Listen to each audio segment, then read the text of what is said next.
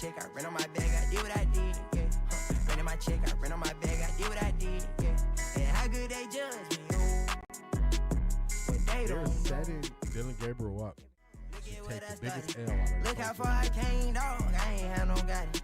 I just did my thing, dog. I just went my hardest. And I'ma go hard regardless. Yeah, I'ma go hard regardless. Yeah. Ran my check, I ran on my bag, I did what I did. Yeah. Ran my check, I ran on my bag, I did what I did. Yeah. And how good they judge me, oh. But they don't know.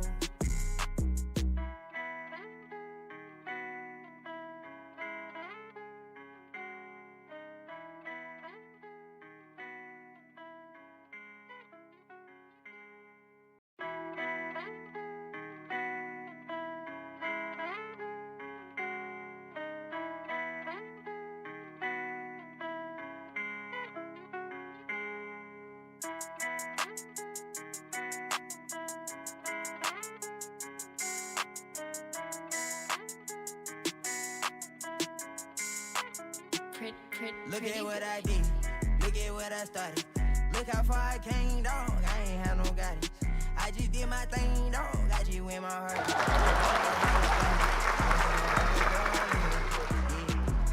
Ran my check, I ran on my bag, I did what I did. Ran my check, I ran on my bag, I did what I did. And how good they judge me, oh.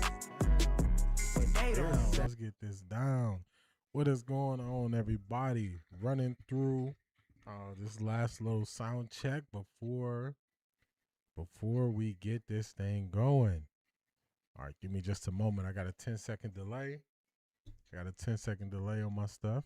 We're going to quickly run down. Let me make sure we're here. All right, we good. We there. All right, good. Welcome in, everybody. This is the preseason opener for the Cleveland Browns. They'll be facing off against the Chicago Bears. This is a very important game for us. So we definitely going to be tuned in and tapped in. Let me bring this mic up some.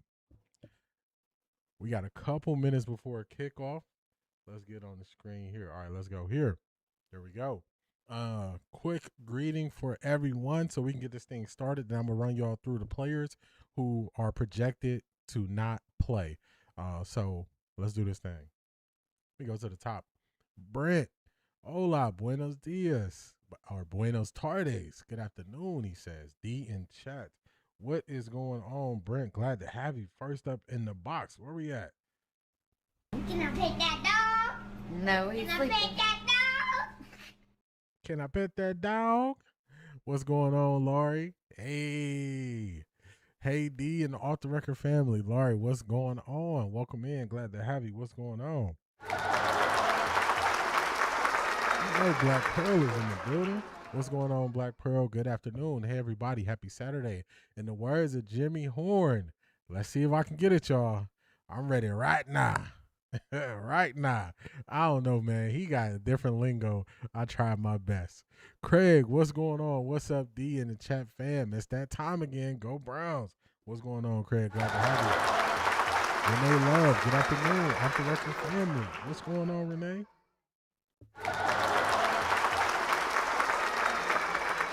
Come on to the vibe, Black Pearl. Black Pearl, how are you? CO7111, hi all. What's going on, CO7111? It's getting crazy. It's getting crazy down there in the ATL. Crazy early. Who we got next up in the box? My dog, Zedric. Good afternoon, good people. We made it. What's going on, Zedric? Let's go here. Nah, I just didn't care. And I said what I said. I'm not going to say it again, but I just don't care. I'm going to double check real quick as I go through to see if we got sounds of the game, see if the game has started. It's still upcoming. They're not showing the chat. All right, so we're going to hold off on that. Phaedra, what's going on? Welcome in. Glad to have you. Cheryl, it's been a while. What's going on, Cheryl? Hello, everybody. Glad to have you here. What's going on?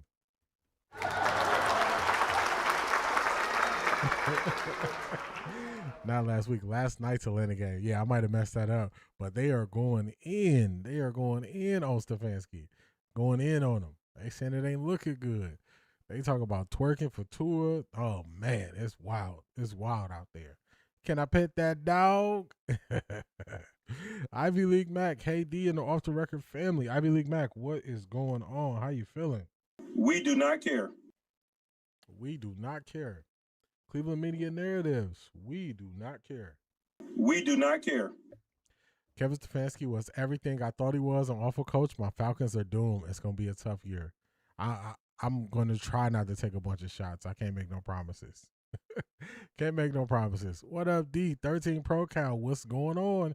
It gets real. This is the first step in you seeing how quickly you're going to get those 2 bottles you put on the season. Toolman, Bumgia, what's going on? Watch party. Yes, we are back. Favorite moment was Michael Penix. This who y'all thought was better than me? Oh, man. Bijan has entered the Myles Garrett phase. Unfortunately. All right, let me do another quick refresh, see if we got some sound of the games yet. I got to stay ready so I can make sure I mute when I need to mute, when they have commercials and stuff like that. Let's see. Let's see if we got some sounds of the game so far. No sounds yet. I did see that Bucky is there. We loading up. All right, nothing yet. Let's get this ready to go.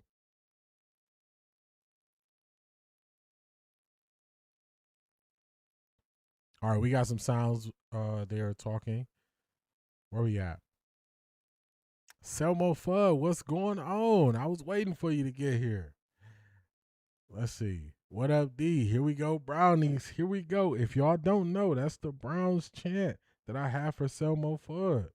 Here we go, Brownies. Here we go. Woo, woo. Here we go, Brownies. Here we go. Woo, woo. Here we go, Brownies. Here we go. Woo, woo. What's going on, Selmo Fudd? It's time. It's time. Glad Kevin S. took his talents to ATL and out of here for real. Hey, that's somebody else's problem now. That is somebody else's problem now. That ain't my problem. Most underreported story, Kevin Stefanski is an incompetent Nepo baby. Woo! Once we found out who his pops was. Hey, Falcons fans. Kevin is not going to last the season. It's going to be rough. Anyone tell me odds Watson gets sacked, interception, fumble, or TD, and a bunch of offensive cadence issues? Man, that's a lot. I would say he's going to have at least 2 of those. I would say 2. Tika, what's going on? Welcome in. I don't think he went to school nowhere. If he went to school, he didn't learn nothing. He didn't learn nothing. 13 Pro Cows in the house. No Caleb today. Yeah, no Caleb. And a lot of starters will be sitting for the Chicago Bears. Marie, what is going on? Hey, everyone. Happy Saturday. Let's go, Shedeur. Let's go. Everybody stay on that side when they switched up. You switched up, stay on that side, man. Let's go. All right, so the Browns put something out not that long ago. I'm just going to read over the list of players who we shouldn't be looking to see today. Cornerback Tyson Campbell, tight end Joe Royer, wide receiver Cedric Tillman, cornerback D'Angelo Ross, cornerback Miles Bryant, fullback Michael Burton, linebacker Carson Schlesinger, D tackle Mike Hall Jr., center Parker Brailsford, tackle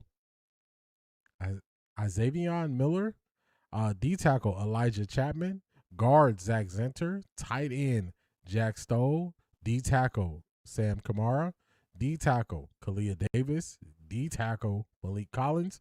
We should get a lot of Aiden Huntington. I saw him last year in the preseason. He was good. Definitely he gonna get an opportunity here this year with the issues we have at D tackle right now. That chant needs some soul. Hey, that's how they do it. That's how they do it. What's going on, Rashida? All right, we got sounds of the game. Let me get the sound on for y'all. It's very cloudy out there. They're showing it now on the screen. Temperature 74 degrees. Wind is 8 miles per hour. Humidity is 97%. It's cloudy. It's going to be cloudy. Rain is supposed to start or stop around 2 p.m. So we're going to see how it goes. All right, shout out to Jasmine Baker. She got the hair out, so the rain might have stopped. Let's get some sound. Let me get this off mute. But no worries, because this time around, the players and coaches are all speaking the same language, and you can see how comfortable they are on and off the field, especially with. Come on, don't do me. You got the music in the background. Don't do me that way. I'm ready for some football for sure. Ready. Watson has had a lot of opportunities to show what he can do. We gonna see. Nephew looking good and comfortable throwing that rock. He is. I done made these people put the game on at the grocery store. Hey, you got to see what's going on. All right, we got kickoff. It looks like, are the Browns receiving the ball first? All right, so y'all know how it goes. Sometimes this stuff be off. It's a little bit behind, but let's get it. Let's get sounds of the game, y'all. Let's go. High school coach. He's got ties to this area. Chicago won the toss. They defer, so the Browns will receive. And Cairo Santos, coming off a strong campaign, will deliver. Tylan Wallace on the return for Cleveland. And spins his way, gets hit at the 25-yard line. That is Dante Manning making the stop. We will see alternating starts for the Cleveland Brown quarterbacks. It is Deshaun Watson taking over to start the preseason at QB. He and Shedeur Sanders will split the reps today. Adam, this has been the realest quarterback competition in the NFL this offseason. Both have been consistent. I would say Shedeur, though, reports out of Cleveland a little bit more consistent. Deshaun, though, has that big playability. Let's see how Dennis Allen's defense looks. They'll run the football right out of the gate with the excellent Quinshon Judkins, who had a solid year last year. And a nice stop by DeMarco Jackson, the former New Orleans Saint, who has some ties to this group. With Dennis Allen, he makes the stop. When he filled in last year, I thought he was very capable. Led the team in tackles a couple games that really fire plug around the football. Flying to the football, and we'll see an interesting quarterback situation that Stacey dialed in there with the Browns. They've drafted 3 guys the past 2 years. The Browns are in that 11 personnel. In the Super Bowl era of the Cleveland Browns. Here's another run play for Judkins, and he had big playability last year. The rookie Dylan Thieneman is there to help make the stop. He's one of 2 rookies in that back end. That brings us to our players to watch, brought to you by Advocate Healthcare. Austin Booker is a name we know up front. Malik Muhammad is a newcomer in the back end. Yeah, I spoke with Austin Booker down on the field. Got a little wet down there because we got some weather, but his goal, guys, is to be the starting defensive end opposite Montez Sweat for this Bears team in the regular season. He would be my breakout player. If he can reach 10 sacks opposite Montez Sweat, that would be a bonus for the looks Chicago like the Browns Bears. tried power, but the Bears are ready for it. For the past few seasons. There's just like that, it's going to be 3 and We're out. already talking about a lot of speed on the defense with some of the players we've mentioned. You look at the linebacker position, the Bears have added a lot. When you bring in Devin Bush, I played with his dad in Atlanta. He's been a fantastic player, whether in Pittsburgh and then in Cleveland. Bears signed him to a big deal. Hippolyte's got a lot of speed. Yeah, we just covered Devin Jackson. Bush. They Bush bring back fast. Jack Sanborn. So they've got a lot of speed at Picking up linebacker. right where he left off TJ last Edwards year. finally healthy. This is a speedy group at the second level. Maurice Alexander had a touchdown in the preseason last year. One of Ben Johnson's old buddies from Detroit grabs it at the 16. And a short return. They'll set up the Bears offense for the first time in 2026. What did Tyson Bagent tell us about Ben Audio's Johnson, louder than me? fellas? He's intense. Completely captivating in meetings. Yep. He's on track, Bagent said, to be the greatest coach of all time. That's the impact that he has had overarchingly over this Bears franchise. I thought the word captivating stuck out in our conversation. The fact that he commands the room. Bagent has such respect for Johnson. Johnson gets after Tyson about as much as his father does. We all know about Travis Bagent as well, the longtime arm wrestling champion. Tyson now out of the air, and Roschon Johnson makes the grab for a short gain. It's fun as a All right, I turned the audio down slightly. I usually try to let the audio play, then talk in between it. What I'll do is I will just kind of mute when I'm going to take over and speak. It does seem like if they're only going to play the starters on that first drive, they were trying to get Quinshon some carries just to see how he could do. So we going to see what they do on the second drive. For Johnson. And he'll work his way to about the 28-yard line. It'll set up third down and medium. Yeah, you're not going to see. This seems to be about a play behind. real time from the ESPN board. The ESPN board is moving a little bit faster. Of late, they're rooting for that young man tremendously to stay healthy and stay the course. Only 7 games last year. Injured thumb in November. He's been limited. All right, they're going 5 wide. Calendar year. Empty here. For Bajent, multiple options. Ooh. Maurice Alexander got held up in the middle of the field, and the throw is off target. All right, they go 3 and out as well. They actually went to throw the ball, so a little bit different than what the Browns chose to do. A little bit different than what the Browns chose to do. Tessa, what's going on? Welcome in, Tessa. What is going on? Glad to have you. It's real now. Well. Yeah, I think there's going to be the first timeout after the return. They kick it to Casey Concepcion, the ball in his hands. He's explosive. Good crease right there. He got tripped up. He probably had another 10 yards in him. Very good return right there by Casey Concepcion. Very good return right there by KC. Bears fans sitting there looking, what is happening? What is happening? It's all good. It's all good. Definitely a nice return right there. Definitely a nice return. Let's see. Are we getting a TV break? Probably just a 30-second TV break. Yeah, we getting a quick TV break right here. Did Watson go already? Sorry, just got here. I think they're going to make it easy to make them look good. They did. The Browns had the ball already. 3 straight runs. 3 straight runs for the Cleveland Browns. 3 straight runs in the punt. Then the Cleveland Browns made them go 3 and out. Black Pearl, me and you both. Black Pearl, me and you both are behind. Me and you both. I don't know what it is. Hey, I guess everything can't be perfect. But a great return right there by KC Concepcion. Great return by KC. He just got tripped up. But that was a good return. Good return. KC is a stud. Yeah, the field is definitely wet. It was raining during warm-ups. KC, what's going on? Welcome in. Definitely excited for this game.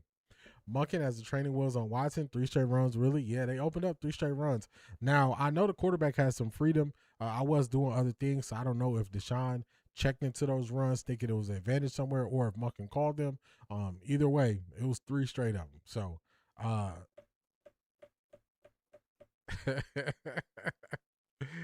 letting you know what happened. Yeah, it looked like I think somebody tripped them up there. But KC is fast. They're really going to have to work to get him the ball in the open field just so he can just, make those big explosive plays. He'll throw this series. Yeah. I'm curious to see, since it was a 3 and out, if he keeps the offensive line out there, the starters, or if he goes back to, to the twos. We're going to see. And if he keeps Quinshawn out there again, or if they go to Dylan Sampson, we're going to see. We're going to see what they do.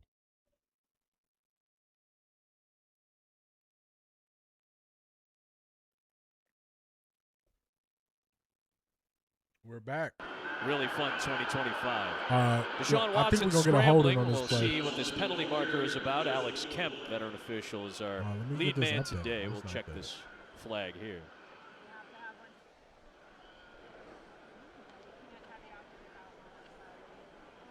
A 60-yard punt by Taylor before the break. Tripping, offense number 71. 15-yard penalty, first down. Titus Howard, right tackle.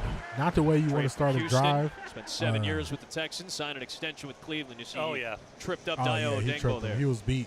He didn't have to do that. Dio coming back from injury, the torn Achilles tendon. Again, like Stacy talked about, whether it's Dio, whether it's Austin Booker, it's got to be player opposite Montez Sweat. He's averaged 10 sacks a year.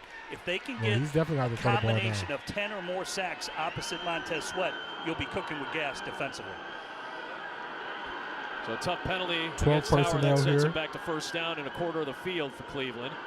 Off the Play fake to action. Judkins. With the check down. Yep, Watson does, and eventually delivers over the middle to the tight end. That's Blake Whiteheart, who got drilled by the returning Jack Sanborn. Spent last year with Dallas. Yeah, he had Quinshawn That's why I played that video yesterday of speaking on Deshaun and how he wants to play.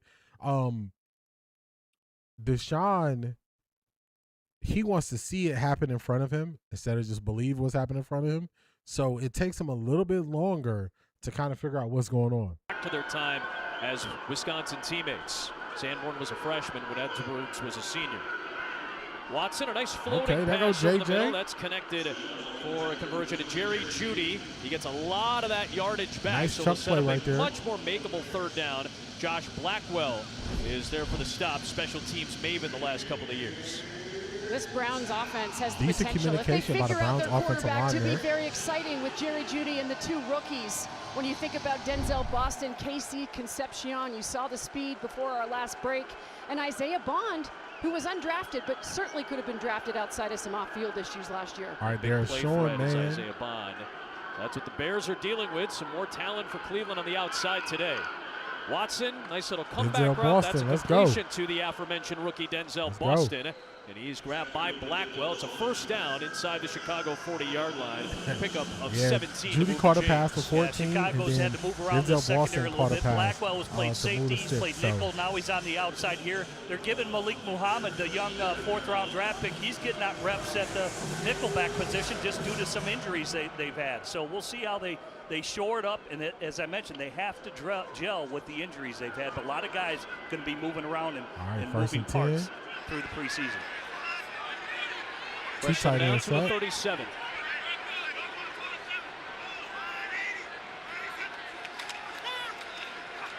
Judkins gets stacked up just a couple of yards past the line of scrimmage. So here is just who's in, who's out. These are some notable transactions. So a nice big picture idea. Hard to tell from the angle I have, but I believe that was an inside zone play that they just ran there. Defense got penetration. Quinshon wasn't able to get any yards there. As you see on your screen, talking about he's the template. But in my conversations, guys, he had already started taking over this defense as the lead voice amongst the entire unit.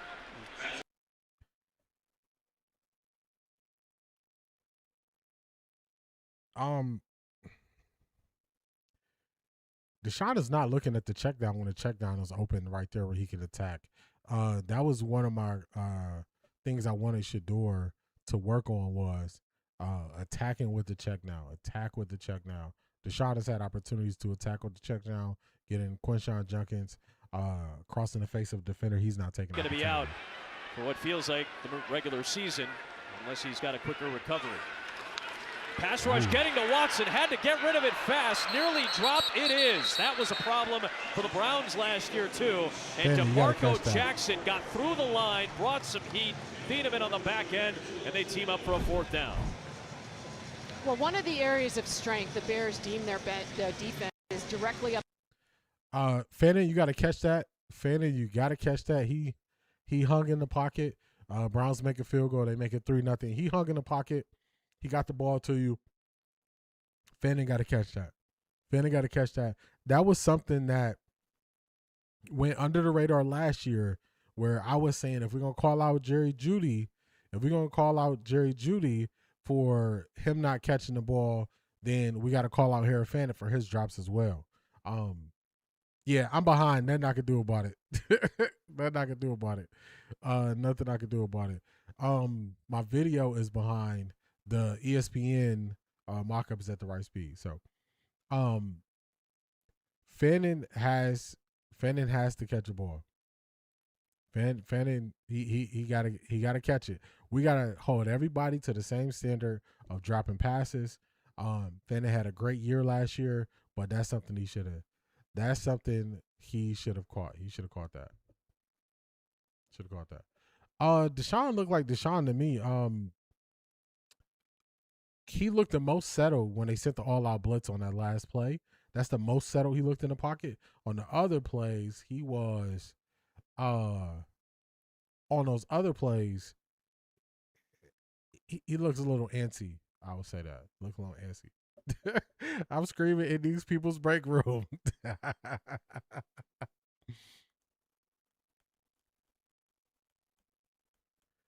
I think Ford could be a good comeback. He didn't flinch when the pocket closed. Yeah, surprisingly, when they sent the all-out blitz, he didn't flinch. But on the times where they didn't send blitzes, he was kind of slow to read and taking his time. So it's backwards.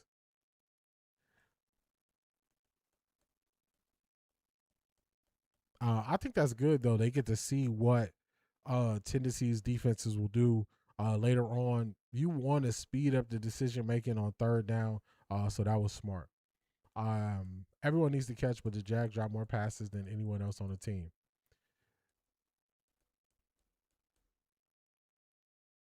Yeah, I agree. Just everybody to the I was saying it last year that everybody needs to catch. So if I'm gonna hold it to Judy, I'm gonna hold it to him too. Harold Fannin had a decent amount of drops last year as well. So y'all know I'm gonna call it.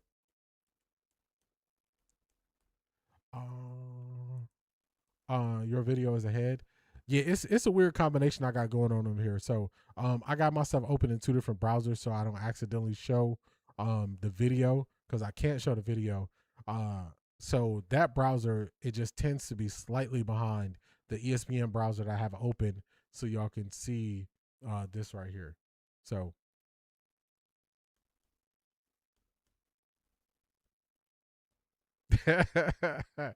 Priya, you funny. I know D is giving fair and accurate commentary, but I kind of need to be a hater. Anyone with me?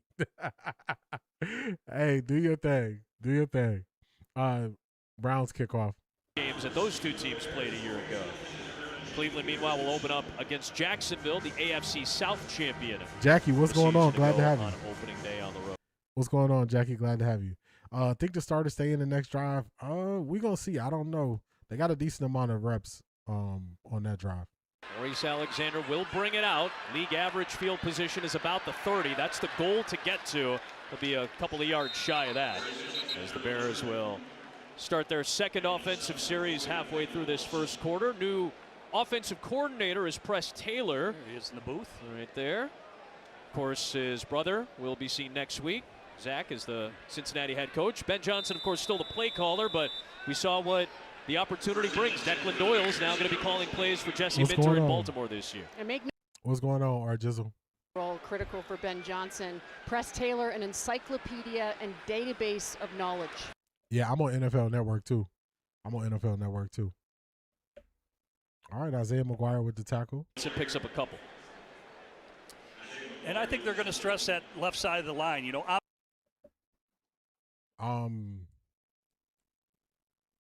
he's gonna be throwing the guys who he's been throwing to. So he'll probably be throwing to Gage, Luke Floria. They might give him a couple reps with the rookies. We'll see. We will see. Going down the wide receivers. Let me see.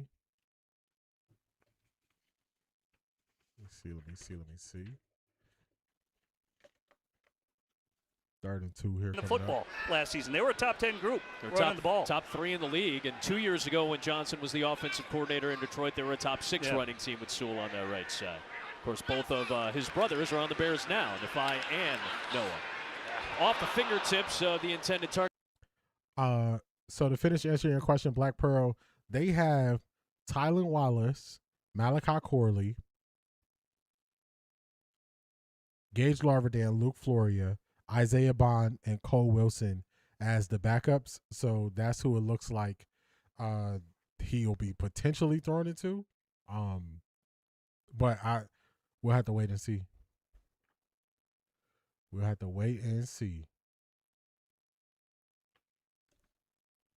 A lot of bets were on Sam Roush. Another boomer from Taylor. He had a 60-yarder earlier. This is going to be about a 50-yarder. Good coverage. Great coverage as well. Nowhere to go for Gage Larverdale. Come on, Gage. Get settled in, man.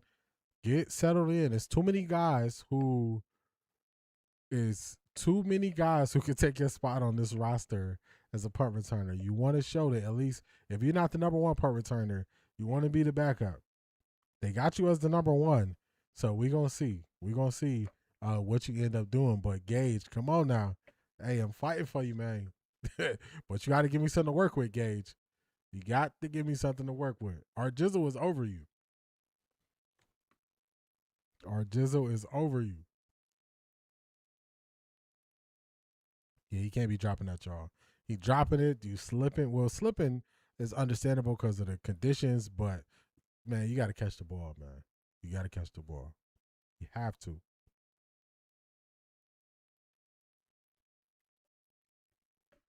You got to. You got to.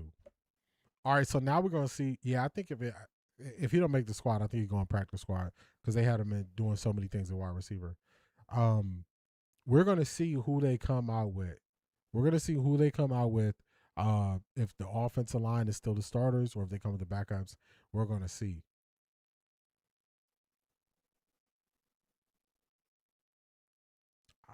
That was one thing. That's a good question. That was one thing I wanted to look into.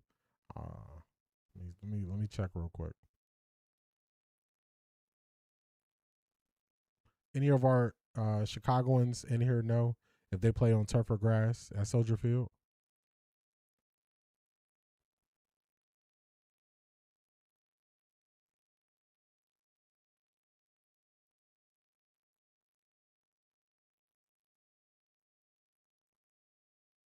All right, I'm showing it has natural grass. That's what I'm showing. I'm showing it has natural grass. The stadium used artificial turf from 71 to 87, but switched back to real grass in 88.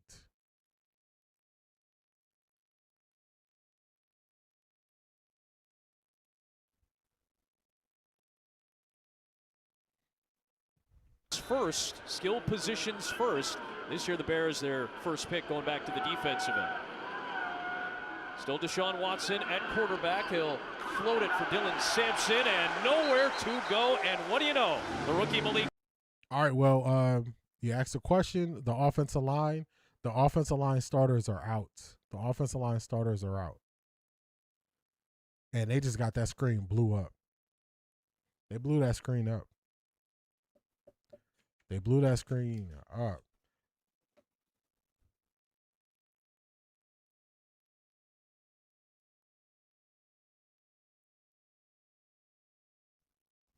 They coming in. It looked like Todd Monken had to call a timeout. That's what Dennis Allen has talked about, and that's why they're throwing him at nickel. Your nickel player has to.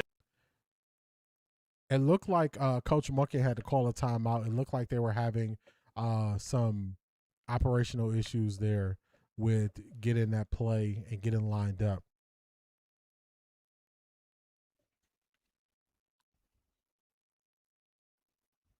First team rep he gets, he said it's a little bit difficult playing both corner and nickel, but he's getting the hang of it. And when he was a freshman at Texas, man, they gotta play music every rip. I want to listen, but I can't do that music though. Games in his 3 years at Texas. Got a lot of experience. Watson threads the needle just shy of the sticks. Catch is made by the rookie Casey Concepcion.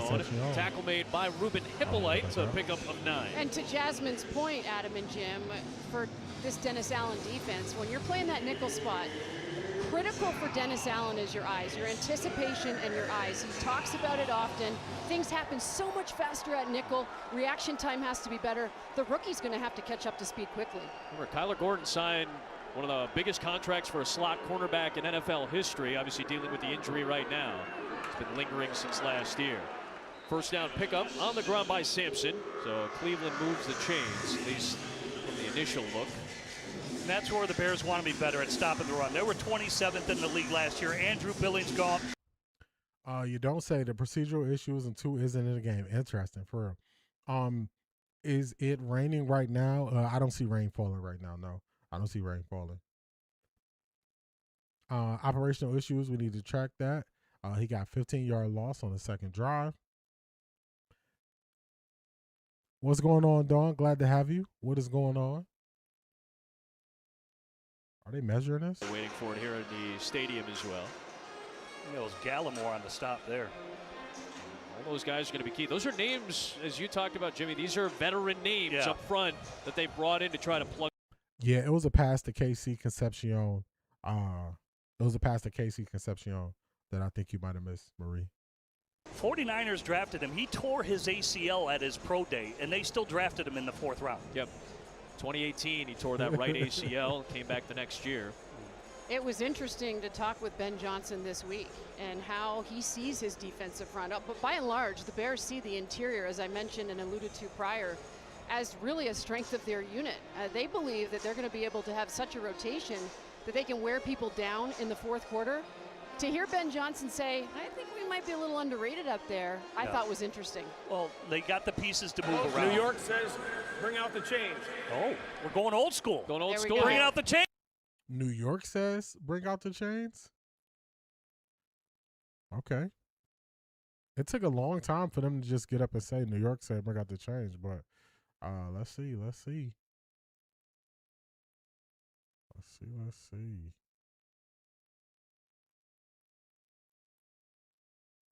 Short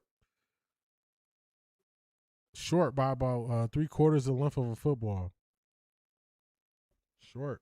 What was wrong when you played?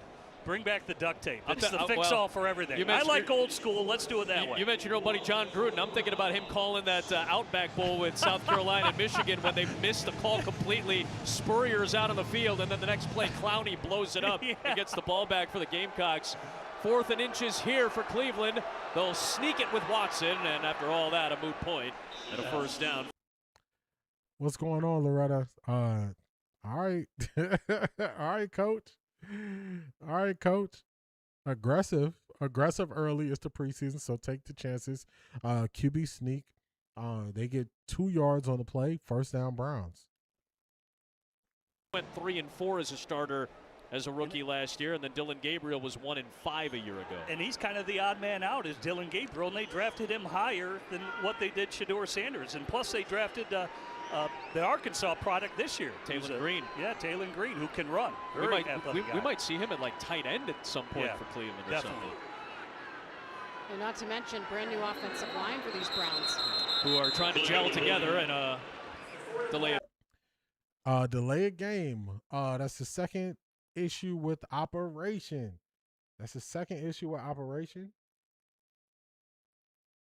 Hold on, let me adjust this. Shout out.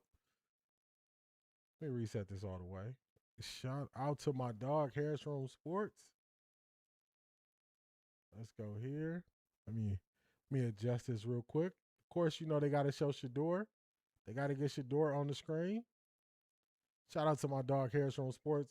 Chat, we are so back. I appreciate you. Shout out to you, man. Thank you for all your support. Man. Can't wait to get up with you and check out a Browns game. We're going to make it happen. Appreciate you. Browns run the ball to gain. Oh, did they gain a yard? They didn't gain anything. They gained no yards on the play. Shout out to Harris from Sports for the support. Let me go ahead and rock it with you.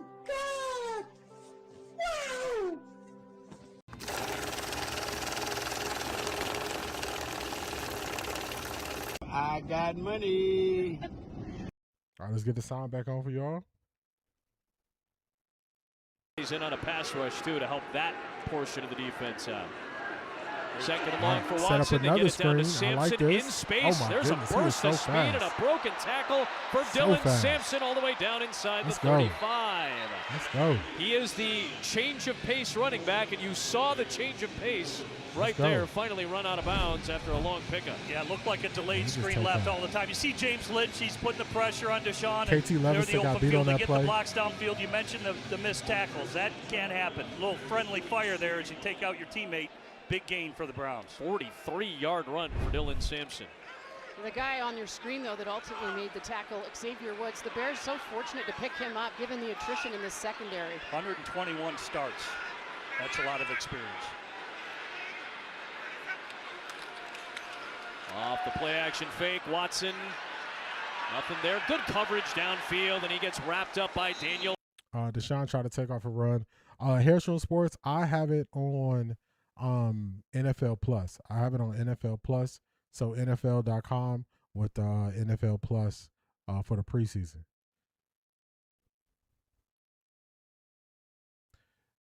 Yeah.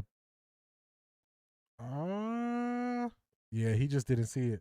It looks like he might have had Isaiah Bond. That's going to be something we look at when we break down film. Team reunited with Al Harris, who he was with in Dallas several years ago. There's a run for draw play. Amani Marshall. They'll work it down to the 26-yard line. That'll bring up 3rd down. Xavier Woods is going to be a key. Obviously, the loss of Kobe Bryant really hurts. You're not getting the same speed with Woods, but you're getting savvy, a guy who has played in multiple systems and has been a ball hawk in his career. He's a hold down the fort type of guy. That's why you sign a guy with his experience. And hey, we know Hunt, Kobe Bryant. Jersey in the building. What's going on? Glad to have you. Glad to have you. He's a nasty player. He's a great player, but he's going to be gone. You need to hold the fort down guy to team along with the young rookie and Dylan Thieneman. He's the right guy for the job. 10 of the Bears defenders up at the line of scrimmage. Let's go, Muhammad KC. trying to get over to the rookie Concepcion and unable to bring him down before he picks up the 1st down. Yeah, a little rub play at the line of scrimmage, and you see him, it's a twist. So he gets caught up in the wash. I like those rub routes that they run. They've been running those all camp. That's how you get your guys a little bit of extra space. I like it. As long as we have more points than ATL did before the half, I'm happy. We should be able to. They didn't score to what, the 3rd quarter, I think? So, yeah, we already beat them with the 3. Guy catching a pass in front of him when he's a Texas Longhorn. They're not going to get another That'll take us playoff. to the end of the opening quarter. That is the end of the 1st quarter. Your Cleveland Browns 3, Chicago Bears 0. So far, up and down. A couple procedural issues so far. I've counted 2 of them. I've counted one where they got the delayed game, one where potentially could have been delayed game, and Coach Munkin called a timeout. Deshaun is making some throws, and he's also not seeing it fast enough at times. Dylan Sampson, explosive. Anytime you can get him on a linebacker, you got to attack it. So some good, some bad, some just but it's the first preseason game. Casey Concepcion looks very explosive so far. Denzel Boston looks good. So, see how it go. How we feeling about Fernando in his first preseason game? He looked pretty good. I think they made it easy for him, so which I think coaches should do. So I don't mean that as a slight, but I think they made it easy enough for him so he can feel comfortable. I still kind of view him the same way, as he gonna need a little bit of time. He gonna need a little bit of time, I think. I'm not the overreactor to like the Drew Aller playing against the threes and him playing a good game, because I watched Drew Aller so much in college. I saw what he did in big games and his team did in big games. So it's good to see them start off on a positive note, but nothing that will lead me to believe that, man, we missed out on him. Deshaun Watson is doing well. Yeah, I don't think he's doing I don't think he's doing bad. I don't think he's doing bad. I think, to me, Deshaun is doing about as expected. I'm showing Deshaun Watson 8 for 9, 102 yards. Casey Concepcion 2 receptions, 20 yards. I think Denzel Boston has 15 yards. Judy might have 17 yards. So Harold Fannin is the one who hasn't had that much. Yeah, these are good building blocks for Deshaun Watson.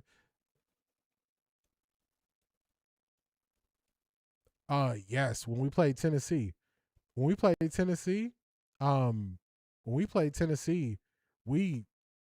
beat them real bad. We, as in Ohio State, we beat Tennessee real bad leading to that national championship. Oh, Casey Concepcion in space. Oh, okay. Hold on. Spot on the rush, trying to get to the end zone, and he does. Casey Concepcion, they are very excited about having this rookie, number 24 pick out of Texas A&M. Yeah, it becomes just a ghost play around, and he's got a ton of speed. He did have a lot of drops in college, but it's a quick hitting play, ends up becoming an outside zone run. able to get to the speed to the pylon. He had 7 drops last year and let's see if talked they're calling openly that about them. Oh, and yeah, they called it a touchdown. We've nice had run by Tyreek Hill Casey comparisons, Concepcion for the throughout camp. touchdown. This guy was a production monster throughout college, as you alluded to most recently at Texas A&M, and they're going to use him all over the ESPN formation. is falling a little bit behind. Todd Monken has gone, in terms of reviewing formations, 3-by-1, for instance, 2-by-2, Adam, because of the speed they have at receiver and the talent they have at receiver. We're going to double check to see if he broke the plane. You did see the pylon get knocked down. If contact was made with the ball on the pylon before Man, Casey is so explosive, was ruled y'all. out of bounds or down, then it's a touchdown. All right, let's see I what think they say. Hippolyte was there. I think it was Hippolyte, the linebacker, that ultimately knocked him out. Looking for a knee Ooh. or out of I don't know. bounds. If he What y'all banged think? that- I think this is a touchdown. What y'all think? I didn't see his knee go down. I didn't see him go out of bounds.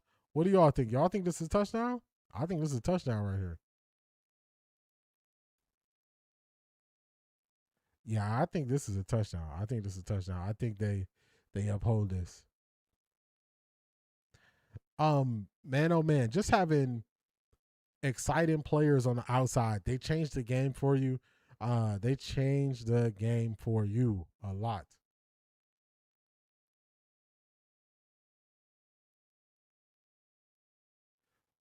Thanks for stopping by, Loretta. We'll catch you. We'll catch you on the next one. Thank you for stopping by. Casey, y'all sleeping on my guy? Oh. The chat might be, but I'm definitely not sleeping on either of the receivers we got. I'm excited for both of them. Looks like a TD to me. Yeah, I think this is a touchdown because I was nervous that maybe part of his body touched out of bounds before he hit the pylon with the ball, but I think he did that. I think this is a touchdown. I think this is a touchdown right here.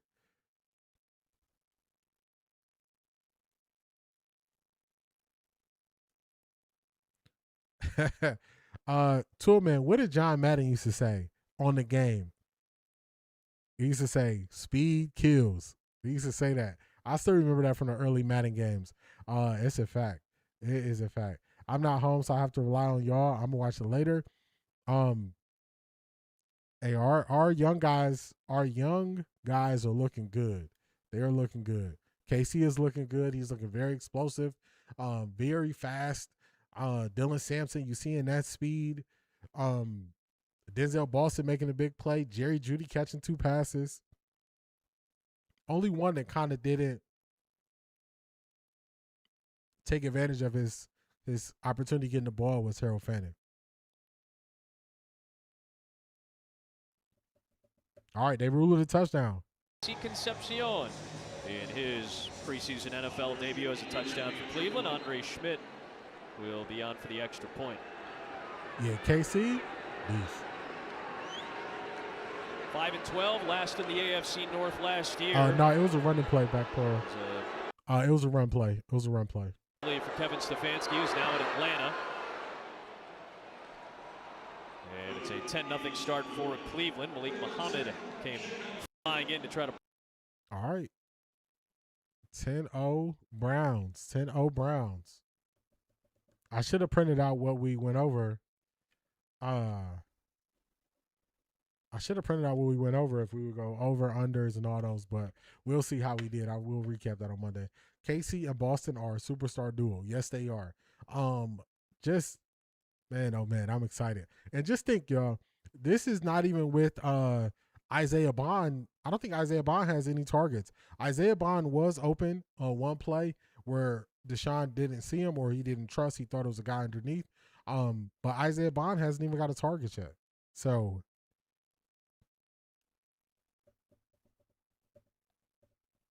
last year, preseason game 1, we scored 30. It was 30-10, if I'm not mistaken. I think off the top of my head, it was 30-10 last year.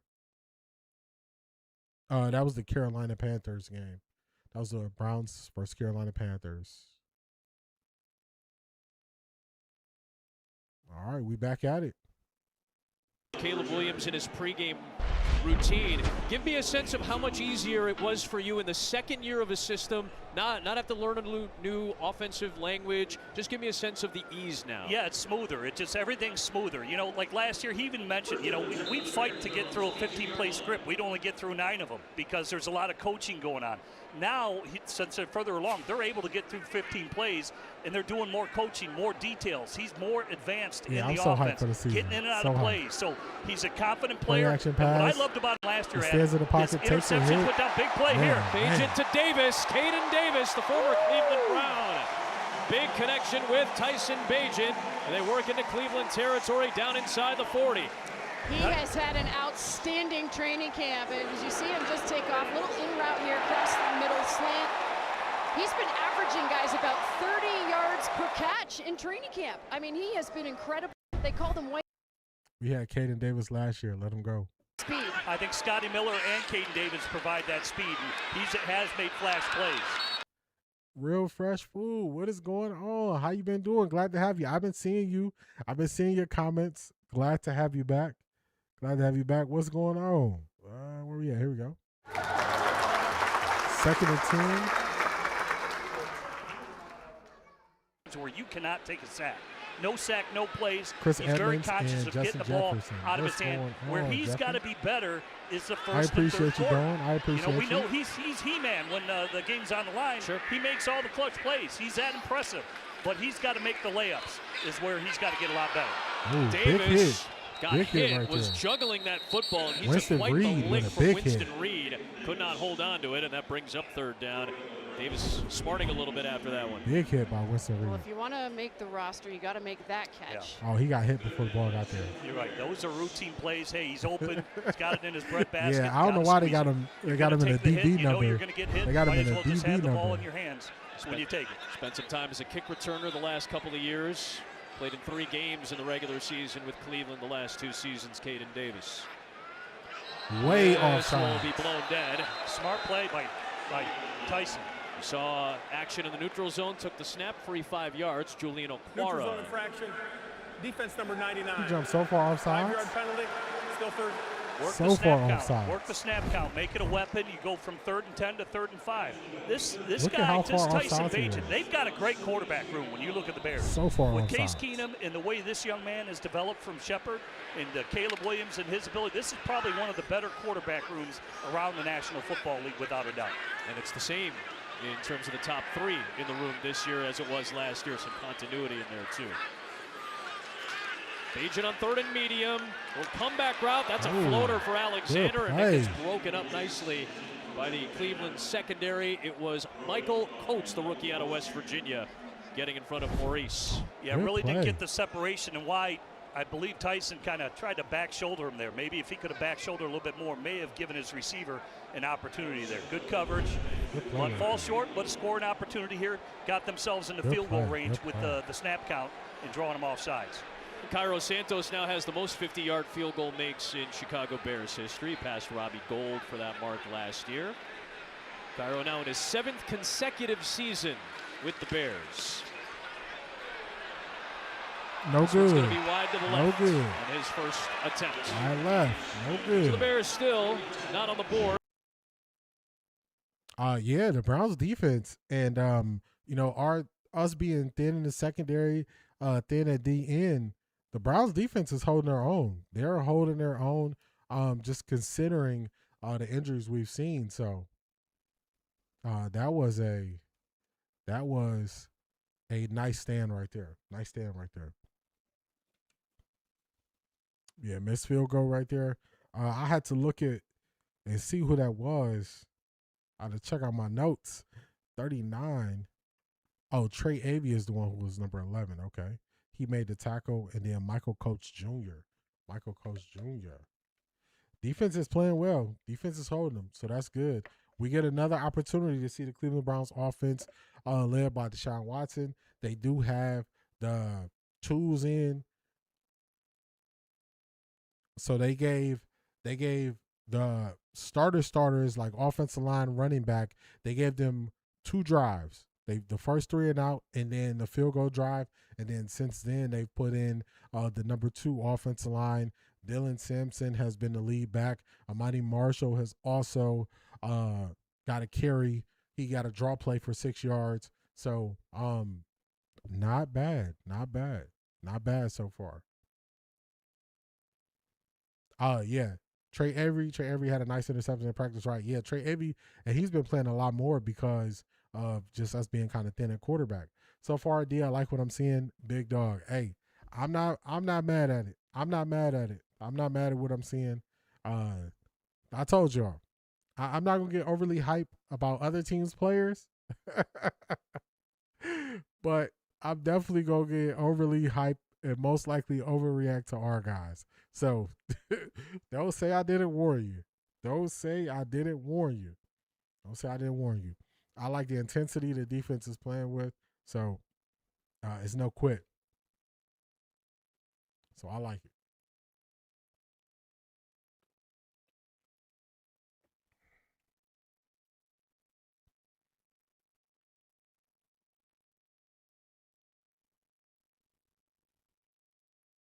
This Bears preseason opener.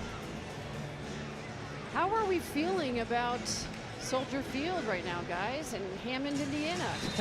We're going to find out. We'll have some questions to ask our friend George McCaskey here coming up. We'll talk with him in the third quarter, and that will be the pressing question, certainly. Watson over the middle on first down, and he connects with Isaiah Bond. Good catch by Isaiah Bond. Pick up of 8 tight yards in front there of too. Malik Muhammad. Muhammad, you talked about it, Stacey. You saw him take the ball away a couple of times against the Sooners last year. Bears, as a group, were tops in the NFL. You guys know it is hard to recreate 30-plus takeaways year over year. The Cowboys are the only team that's done that this century in the NFL, 30-plus and lead the league in back-to-back seasons. So that's going to be one of the challenges for not only Dennis Allen, but Al Harris with that piecemealed back end as well. It really is, because it's unknown. Deshaun Wright was outstanding last year. I mean, you think about him, he had 8 interceptions. Kevin Byard was a ball hawk as well, but now you've got some unknowns that you do love. I do love Dylan Thienemann's ball hawking ability, what he showed at Oregon and Purdue, and guys are going to have to emerge. What I think, too, is key is, one, the health of the corners, whether it's Gordon at nickel corner, because he creates a lot of havoc, and Stevenson and Jalen Johnson, their contract years. They chose those two guys to stay here. Rather than re-sign Deshaun Wright, they believe that Tyreek Stevenson in a contract year is going to show up. We'll see. Here's the speed of He's Concepcion again. Boy, they are not shy about using him in multiple facets. Another nice run for the rookie. Stays more on that defense. Yeah, no answers for him today, but defensively, how about the Bears? Just to put it in perspective, 9-0 when they had multiple takeaways last season. They were 2-6 with 1 or fewer.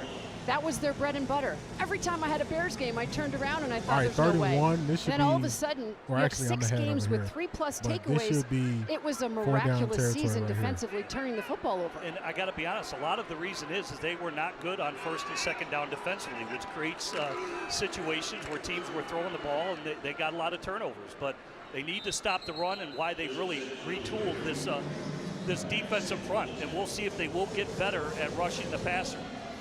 Sampson ends up pounding ahead to set up a short situation on third down. We've heard the word regression a lot. Ben Johnson talked about it. I understand that can be the case offensively. Regression is more of a factor on defense in this league when you've had a really, really good season. So I'll be fascinated to see how guys like Devin Bush enter into the fray on the defensive end this year. Third down and 1. Marshall is the back for Cleveland. He'll get the carry, and Ruben Hippolyte is there to stop him shy of the line to gain.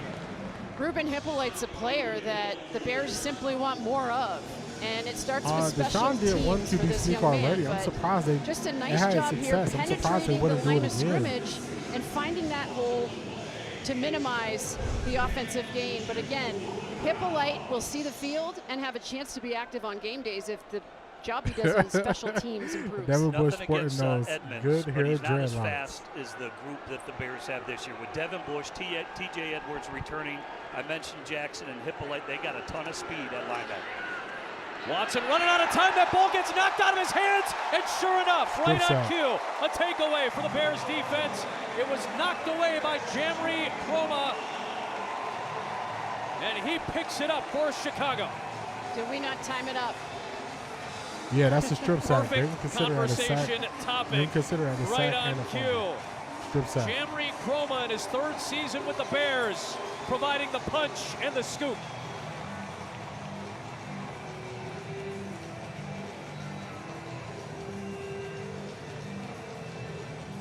And again, excellent coverage allows the rush to get to the quarterback.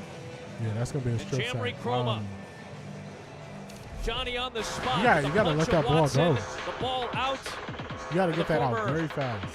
Rutgers Scarlet Knight. You got to get that ball out fast. You got them coming around the edge. Come on, man. Come on, man. Yeah, that's something else to him, man. Yeah, he knocked that out and got the ball. Let's see how he bounced back. Yeah, I don't mean this as a knock, but Deshaun, this is his first time going through a quarterback competition.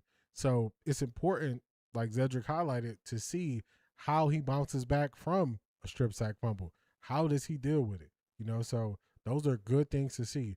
See if he shakes it off and keeps it going. I don't understand. It's throwing me off a little bit that he is more calm when he sees the all-out blitz than when he doesn't have an all-out blitz. So, just I don't know. I guess he knows for certain there's going to be man coverage. Maybe that makes him feel comfortable, but we're gonna see. We're gonna see how he bounces back. But I think they could have. On 3rd and 1. They could have ran a QB sneak there. They could have ran a QB sneak there on 3rd and 1, and then they wouldn't have been in that spot. But I don't like the 3rd and or 4th and a long 2. That's such a hard play to convert.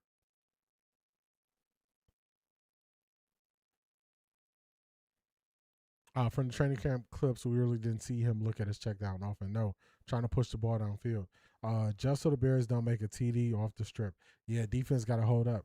I'm okay if he stays at his level of operation. Shedeur looks competent, consistent, and protects the ball. Yes. Some teams are about to call now. Then he fudged up. Yeah, they're like, come on, man. They could have, or a trick play. I agree with that. I would have liked to, on 3rd and 1. I would have liked to see a QB sneak. It already worked. They had a D tackle lined up over the center, so it was an easy gap. You could have went right or left, so it was an opportunity there for a QB sneak. I would have liked to see them just go back, keep it simple, run another QB sneak. A regular season game, but Jamry Croma gets the tackle for loss, the forced fumble, and the recovery, and sets Tyson Bagent and the Bears offense up just shy of midfield. Off the fake to Johnson, the rollout, and there is Sam Roush on the reception, his first in a Chicago Bears uniform, and it's delivered on target by Bagent. Regular set, good first down set. You're just running the bootleg out of a high-near formation. Quick, easy decision to Carlson, Sam Roush, the tight end. I was thinking Carlson was in there. That's Sam. Nice draft pick out of Stanford. I really like him, man. He's an old-school tight end that's going to be very physical if the Bears go 13 personnel. Yeah, he's sneaky athletic as well, Jim. As Johnson gets hit hard in the backfield. If you spend some time at training camp, you'll see that 12 personnel and 13 personnel come to life, where you have the 2 tight ends, the 3 tight ends. In fact, the formation in the last play that we saw there from Sam Roush, you see the graphic on our screen here. Look at the percentage of 13 personnel that the Rams had to go to last year. In some respects because of injuries, as we talked to Ben Johnson about, but the Steelers drop all. I don't know if the Falcons are going to be looking for another quarterback, considering how late it is and nobody got injured. Now, if somebody gets injured down there in Atlanta, maybe, but I don't know if they're calling for another quarterback right now. To lead the league. That trend is going in the direction of tight end usage. They can block and pass catch. They can block for Roschon Johnson. And a big pickup for the former Texas Longhorn. Nice block by Kyle Hurdle. Yeah, this will please Ben Johnson because this is his bread and butter, the run game. Well, and we see Yeah, you see Roush there with the down block. That's there. Right. I mean, they're physical. And like you said, it shows it's a hard run showing is what it is. And you can still do a lot of play action passes off of gap schemes, off of zone schemes, and you really create mismatches. Alexander on the cross. He's in. Another preseason game. Another Maurice Alexander touchdown.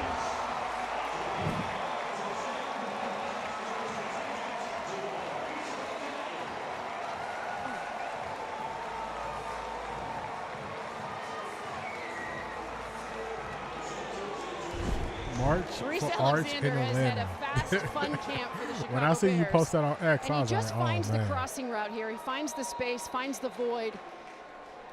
And what's really cool, he obviously spent time with the way they were setting up the play action and kind of throwing the Browns off with that, getting them a step slower is really, really good what Ben Johnson is doing.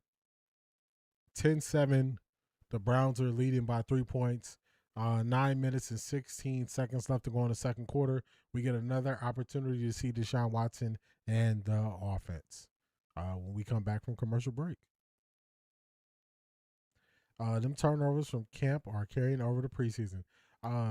Take whatever Deshaun left with, maybe attempt for 1 TD.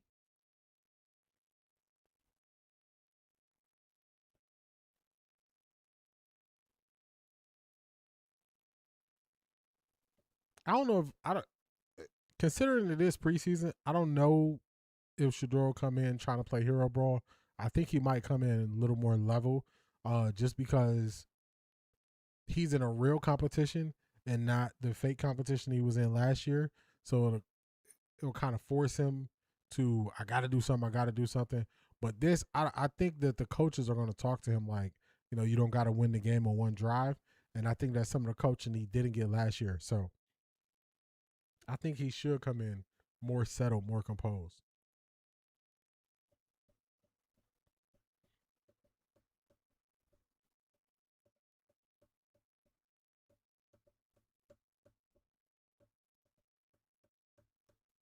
This is going to be a fun Tuesday. If you are on Patreon, you see the Nightbot put the link for Patreon in there. Tuesdays, we'll be breaking down game film starting this Tuesday morning.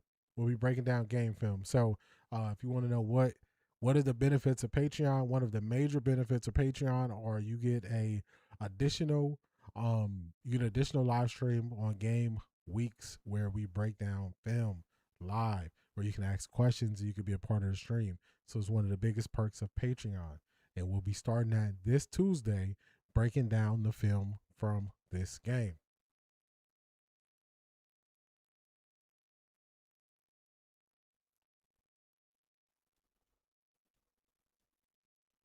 All right, we back.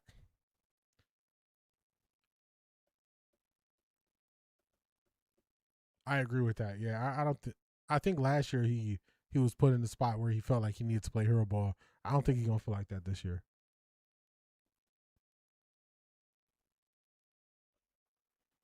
Are we gonna mute? This will be a touchback. So good field position for Cleveland. Back to the score.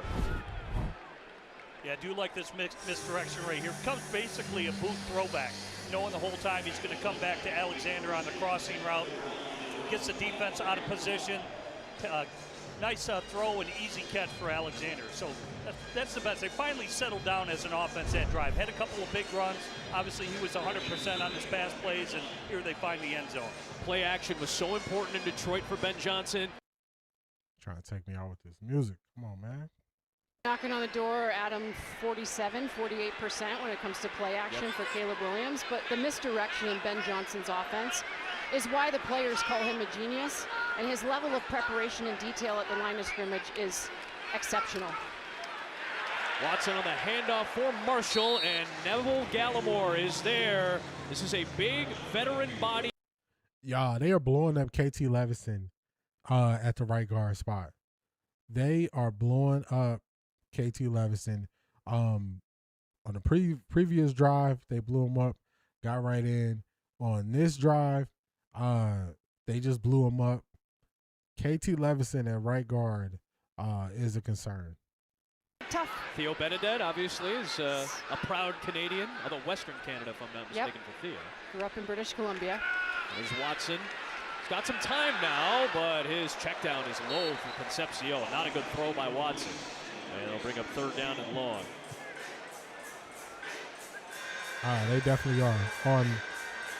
On 1st down, they feel no threat that you're going to throw the ball. So on 1st down, they are blowing up the run. They are blowing up the run plays on 1st down. You go the younger route. Cleveland's got a long way to go to improve its offense. Watson was immediately under pressure, was able to get it to Marshall, who gets hit by Anthony Johnson Jr. When you think about Deshaun Watson. I'll let you know who is. And the contract that he signed. They got Spencer Farno at when left tackle right Cleveland. Now. When he went to Cleveland, it deserves reminding. They got Spencer Farno at left tackle. Play action when Shedeur comes in on 1st down. They're gonna have to. You gotta switch it up. You gotta get them a step slow. That's why on 1st down, Chicago is running so much play action to get the Browns a step slower. He must be getting nervous. Watson is feeling it. Yeah, when he has time, he kind of hasn't seen it. So we're going to see what happens. That's a different punter, I think. Alexander on the return. This is what he did for Ben Johnson. Long and snapper Dan with the Campbell tackle. Let's go. For a handful of games. Not much of a return and a long field in front of Tyson Bagent and the Bears. Also, we got a punting competition going on. So I believe that was West Paul. Bears preseason football of Chicago is brought to you by and then, the long snapper Miller Lite, tackle. the proud beer partner of yours, Chicago Bears. That's it, too. So we've seen Shedeur doesn't need to play hero ball, just possession, ball control, eat the clock. I agree. Yeah, they're having a kicker competition. Apparently, we have 3 kicker depth. We do. We have Corey Bojorquez, West Paul, and Nick Constantinu are the 3 kickers on the depth chart. We got to see Corey Bojorquez punt. We got to see West Paul punt. So let's see if we get the third punter. Let's see if he gets opportunity. 30 yards, Jim. It was the ball was in the air for like 40 yards on what ended up being like a 14-yard official touchdown pass. And to Cole's credit, he told me, I said, where was that ball going? Because he was a great baseball player. All right, I see why you said the Browns need to work on tackling to a man. He just blew that play up. He should have blew that play up in the backfield. Guys spin off of him. Come on, man. Mentally, I don't think he is in a place to play hero ball now. More under control this year. I agree. He got this. I just went to him and 2 to make Cleveland media look more like fools. We know they are. They're going to keep on confirming that they don't know. This is what it symbolized. On the little out route, that catch is made by Scotty Miller, a new addition. I'm going to tell y'all something. The Bears did not waste good uniform numbers on these guys that are playing in this game. We see Caden Davis at number 27, Scotty Miller right here, number 35. They said, look, we don't know if you're going to make the team. We're not giving you a good number. It's crazy. But 2 will be on the practice squad, and I think Caden Davis have made things interesting. Speaking of incredible touchdowns in the playoffs against Green Bay, he had one of those with Tampa Bay. Bagent incomplete, looking for Alexander, a drop there with a little bit of pressure Michael on the backside Coates with another play. That'll bring up second. Well, you talked to Tom Brady when they had injuries at the wide Beast, receiver what's position. going on? They showed Shedeur one time on the sideline, I believe, if I remember correctly. They showed him one time on the sideline, and then earlier they showed him when he walked in. So twice. Issues from the receivers that we've seen early, and a couple of good things, a couple of bad things. What do you expect in the first preseason game? Drop issues have to be cleaned up. Bears were in the top portion of the league in drop percentage. That's an elevating catch by Caden Davis. It'll set up 3rd down and medium. Scotty Miller, a cool story though. I mean, he's from Barrington, Illinois, so he. We have some smaller school gyms for sure. Let's go, E-Man. Yeah. Okay, D.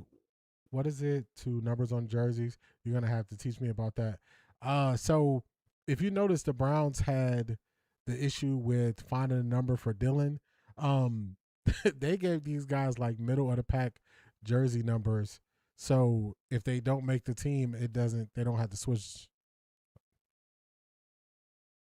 That was a bad penalty right there on Caden Davis.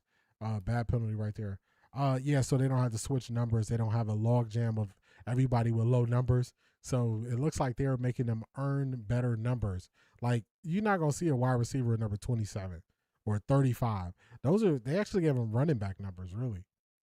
And if you notice with the Browns, they gave everybody, oh, you want number 11, you want number 10, you want number this. They gave whatever they wanted. But let's not cover Jaden Davis. There's no L in that word to him, man. What word did you say? That was a bad for the Bears offense, and they'll run it with Roschon Johnson. Back to the line of scrimmage. Aiden Hutchinson. Coming up. Aiden You Hutchinson can gear up on for the stop. 2026 Let's Bears go. season. Visit store.chicagobears.com for hats, jerseys, memorabilia, and much more. Yeah, they just threw him out there, man. You get a jersey. You know when you play Pee Wee football and you didn't get to pick your number, they let like the star players pick their number, the 4 of them who was gonna have all the touchdowns, and everybody else they just gave you whatever you could get. That's the numbers they gave their receivers on the Bears. Yeah, I would like to see Monken on those penalties as well. Johnson, not much there. Davis' story, he made his debut with Better the Browns play, a couple of years ago better as a play kick there. returner, but Better play there, stopping the run, so that's good. D. Dar got sacked hard earlier, didn't see the defender, and got smacked in the blue 10 now. It's sometimes where it's something that I say previously, and I end up being right about it, but it's unfortunate. Dart has to take care of himself if he wants to stay out there. Like, he has to. He got to be able to sense and feel, man, this catch, we gotta shut down this yards after catch. But Dart got to take care of himself. He has to. The first preseason game, you're already in a blue tent? That is not good.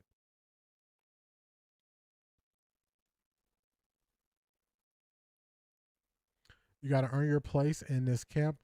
Good afternoon, everyone, and welcome to another day in paradise. What's going on, Jimi Hendrix?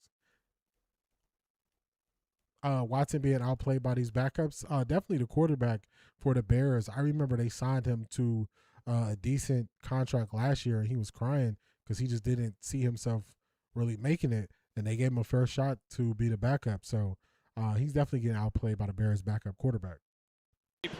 He had a severe ankle injury in the preseason on a hip drop tackle with the Colts last year, so he missed all that time, but he has some talent. I watched him play in Miami, and Mike McDaniel really liked what he was able to do offensively. Yeah, and he's got an advocate in the room, and that's obviously new running backs coach Eric Studesville, who was with him. Very good at catching the ball out of the backfield, and Eric has seen him up close and personal and how he works in practice. So, like I said, he and Roschon are in a battle right now. I really believe that.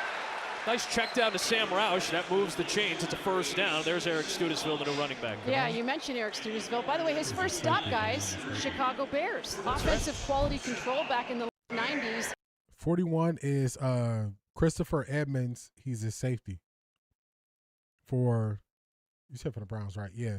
That is Christopher Edmonds, number 41. He's been in on a decent amount of plays. Who, again, is going to see a lot of action. They love him both in the blocking game and receiving the football, as I've been told, sneaky athletic. I think Eric Studesville is going to add a lot here. I was on that Bears team when we drafted Anthony Thomas. Let's go. Eric Studesville was key for Anthony Thomas to get Rookie of the Year. Boy, that was tough on Bajan as Julian Okwara reached. Let's go. There you go. Come on now. Nice sack there. He beat that tackle. Oh, my goodness. Is that Jedrick Wills? That is Jedrick Wills, the former Cleveland Browns. I think it was the number 9th pick overall. He got beat. Jedrick Wills got beat. He got beat from the beginning of the play. Jedrick Wills is in a left tackle battle for the starting spot at left tackle in Chicago.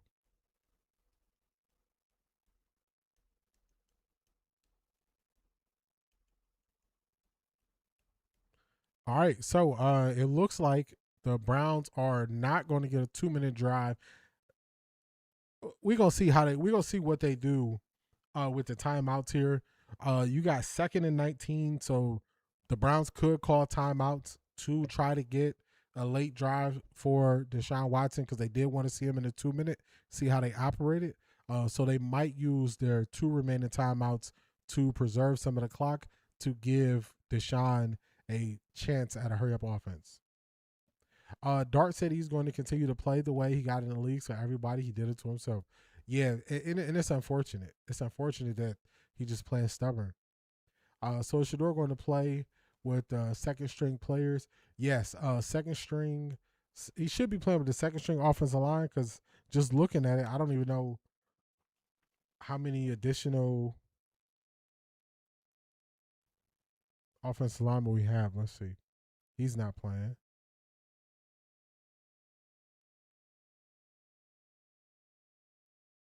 Yeah, I believe he's going to play with the second-string offensive line. That would make the most sense. Yeah, that would make the most sense looking at the depth chart.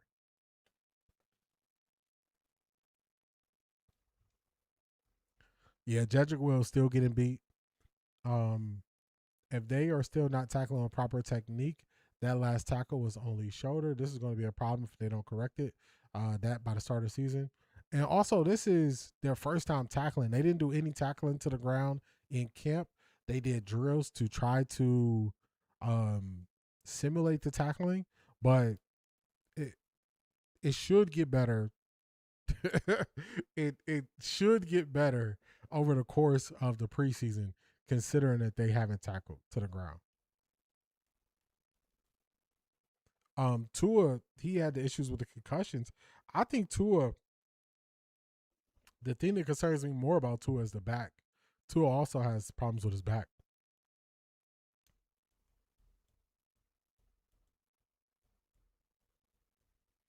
Is Dylan Gabriel going to play this game? I would imagine he would get some playing time this game because the way that Coach Monken said it, he just said the third quarter, Shedeur would get to play. He didn't say how much. So I'm assuming Shedeur is probably not playing the entire second half. So I'm assuming that Dylan Gabriel will probably get in the fourth quarter.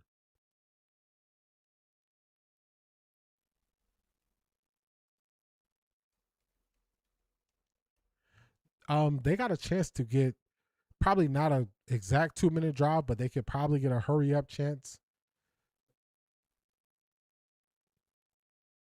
They probably can get a hurry up chance if they call timeouts here. Let's hear from him himself.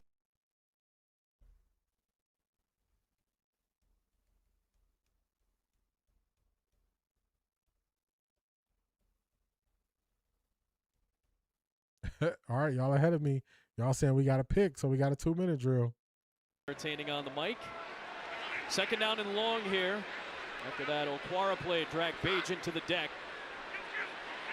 So his hard count saw some flinching on the right side. He kills to the second play, which is a pass play. Page in over the middle. Late throw, he telegraphed it, and it's picked off. Let's go. Intercepted. Let's go, Michael Coates. By Michael Coates. Michael Coates made another play. He read it well. The undrafted free agent steps in front for the pick. It just looked like they just dropped back into a cover 2. Will be pleased with this in Cleveland because one of the emphasis for them has been takeaways. They didn't do it last year, despite having an outstanding defense under Jim Schwartz. Jim. Yeah, my only coaching point there is for Carlson, come back to the ball. Don't just wait there. Come back to the ball. Help your quarterback out there a little bit. I didn't see the dart thing yet. I'm a little behind. So I didn't see it. Watson sack and flag holding. Oh my goodness. Opportunity with 2 timeouts for Deshaun Watson in Cleveland. Penalty flag is thrown from the defensive backfield. James Lynch gets to the quarterback. Let's see what that flag is though on the back end. Holding, defense number 24. 5-yard penalty, automatic first down. So the rookie being thrown into the fire, Malik Muhammad II. It's tagged with that holding penalty, so negate the sack. And now the concern for Austin Barber. 2 minutes, charge the team a timeout. Cleveland will be charged with their second timeout of the half.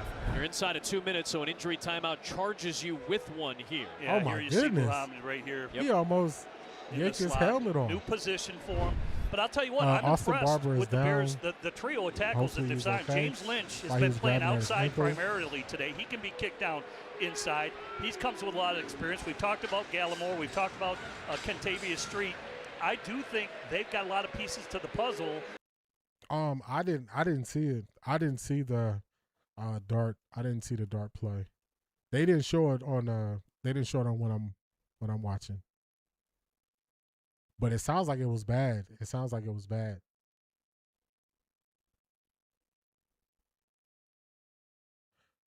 I don't mean this only about dart, but these quarterbacks who they propped up over Shedeur last year and into this year, we're going to see the truth about them.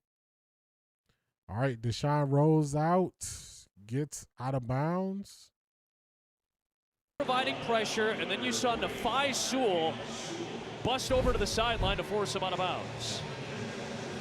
I mean, certainly it's going to be more than the front four. Dennis Allen has a season when. On that last play, Barber was down holding his ankle, so I'm going to check and see if he is back out there. And they're getting there, and Lynch is providing pressure along with a couple other guys. We saw Hardy early in the game, so far so good. No, I don't think he's back Twist out up there. front for the Bears this time. Watson was hit as he throws, and that one fluttering incomplete. Jamry Chroma brought the pressure. So they're getting to Watson against, again, some backup offensive linemen without having to bring the extra body. That 27% blitz rate is.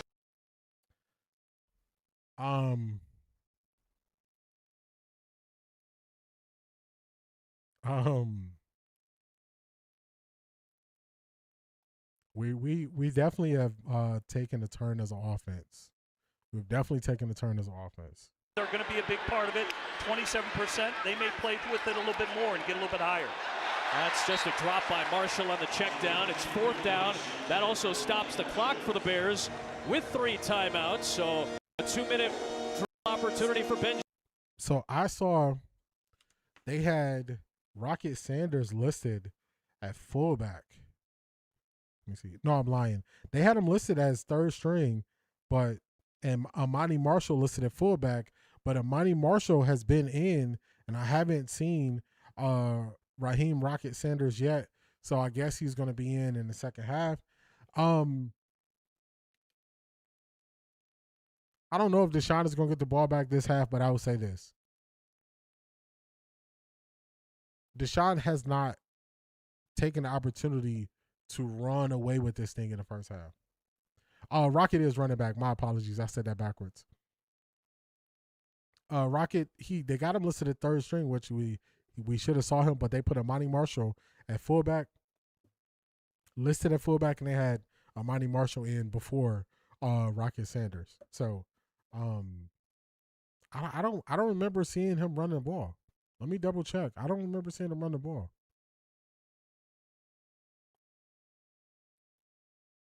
I'll check it on my phone, so I don't got to take this away. It's a big part of that. Bajan goes to work, has to dump it down for Savon Ahmed. And he'll pick up about a yard. Clock with 75 Winston Reed seconds has been balling, go in y'all. this first half. Hurry up, get them organized. Winston Reed has been balling. Veteran college starter at the Division II level, Tyson Bajan, now in his 4th year with the Bears. Another check down. It's Ahmed again. Can't get outside, and the clock will continue to move. Nice play by Coates to make the tackle in space. You see Karan. I think they called a timeout, if I'm not mistaken. Shout out to Real Fresh Food. I didn't see a cash app till now. Shout out to you. Oh my God! Wow! I appreciate you.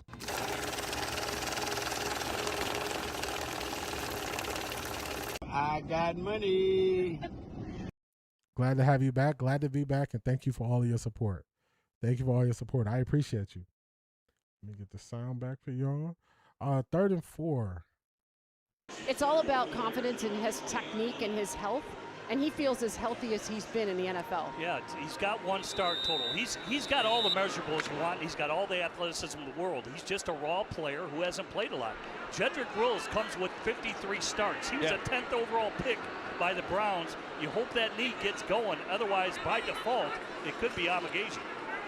So here is Bajan after the Cleveland timeout. He connects for a first down. Picked up by Maurice Alexander. Again, another crossing route for Alexander. Beast, you said I get nervous when I watch Shedeur play for some reason. It's because you have an interest. You want to see him do well. That's all. What I'm looking for the second half is how the team responds to Shedeur being in the game. Me too.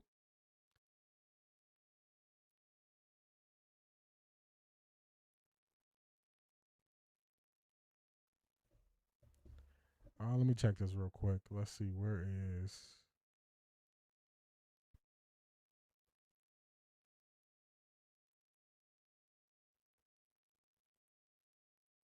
I'll check it at the half.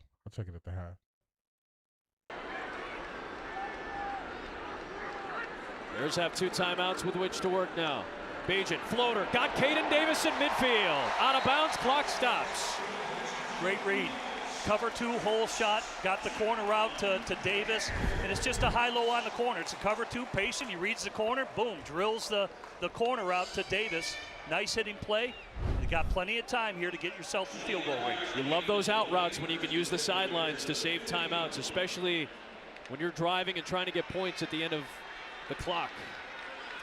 And this is where they need to be better. They thrived in the fourth quarter. They need to be better. I think they're only around 27% right before the half in scoring. Bajan is going to take off. There's some of the athleticism and a smart slide. About a half a minute to go.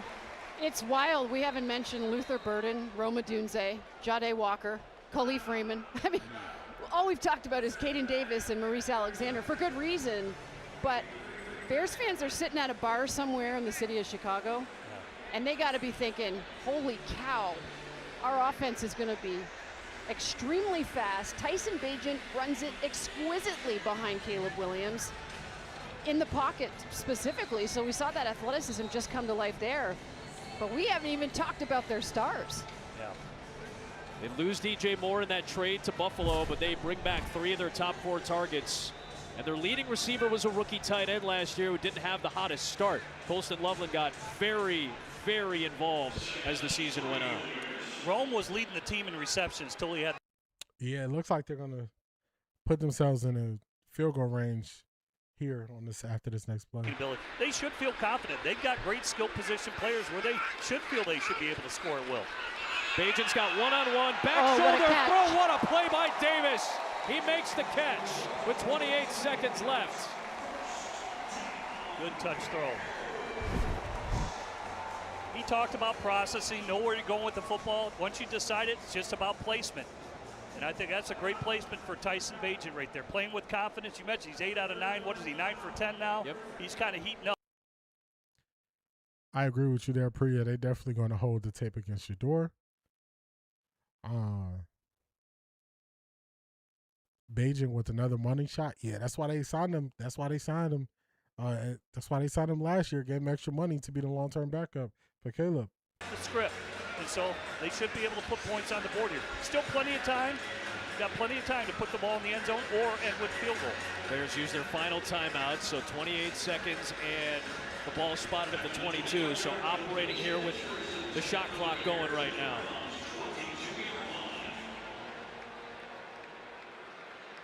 I love when Ben calls it the shot clock. I know obviously it's the play clock, but it just the way the mentality of the speed, the basketball on grass type of mentality that Ben Johnson brings. It's always fun to listen to him talk offensive football.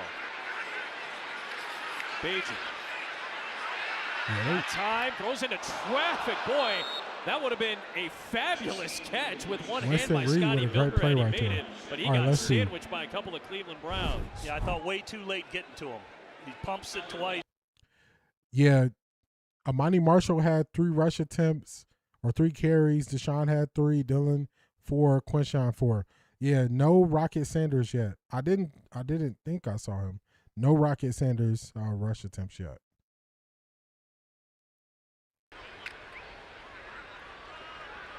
Logan Jones in at center, the rookie. Backing up Garrett Bradbury to start the season. 20 seconds left. Let's Bajan go. under pressure, can't take a sack. The clock is going to continue to move, and now the Bears have to hurry. Get back. You got to get back to the line of scrimmage. You can't celebrate that. Corday Shedeur with a nice play. And a big loss.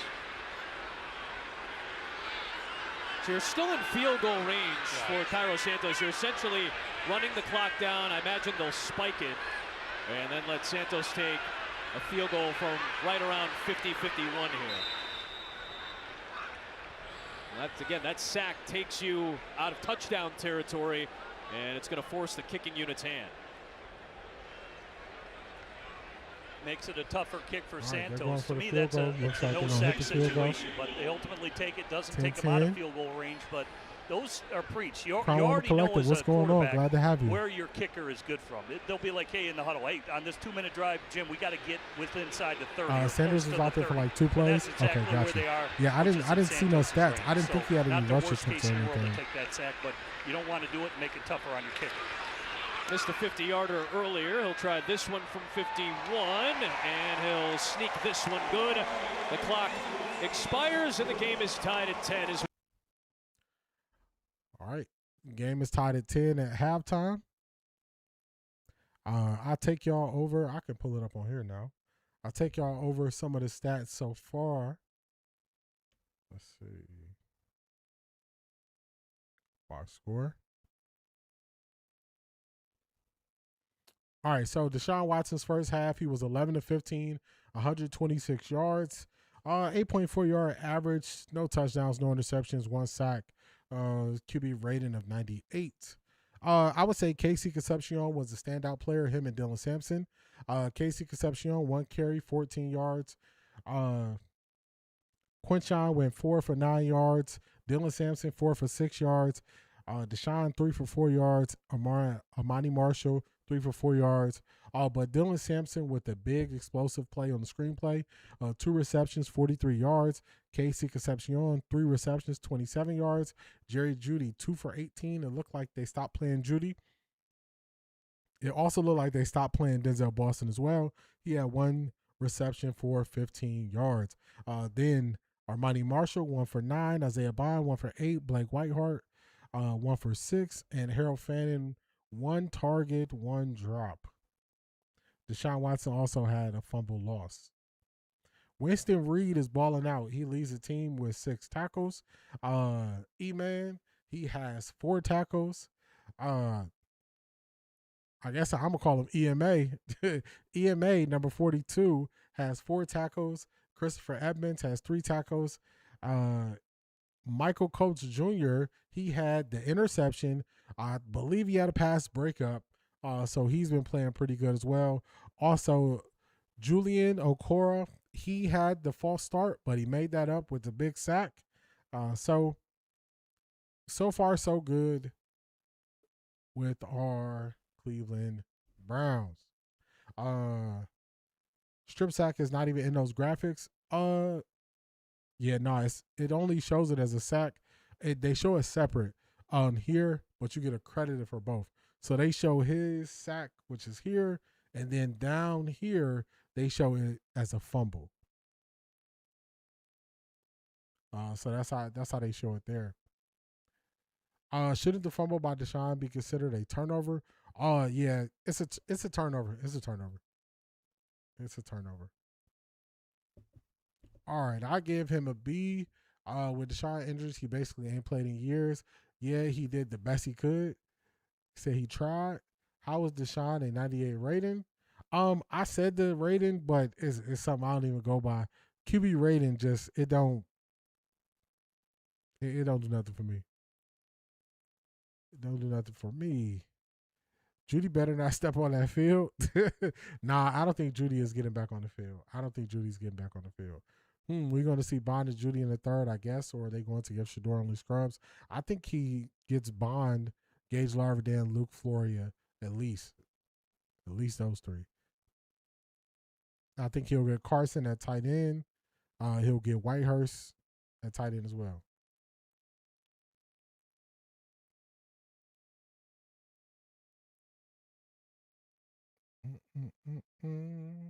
I thought that was a fumble when he lost the ball in the pocket. It was a fumble. He has a fumble.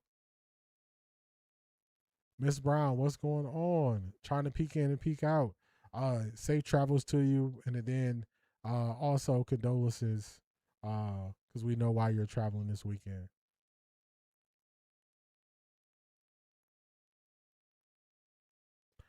They just showed Jackson Dart getting blasted again. He's not going to last long. Yeah, I got a commercial going over here. I still haven't seen it yet. I probably could watch it on my phone without the sound. Everyone hates on Shedeur for lost yards, but not a turnover for a Bears TD. This is going to show if people are truly calling things how they see him. I think Deshaun did well for his first debut. Let's see what y'all are looking like in the poll. I can't see the whole poll on my end, so let me do this. Sometimes pulling up on my phone, it looks a lot better. Let's pause this.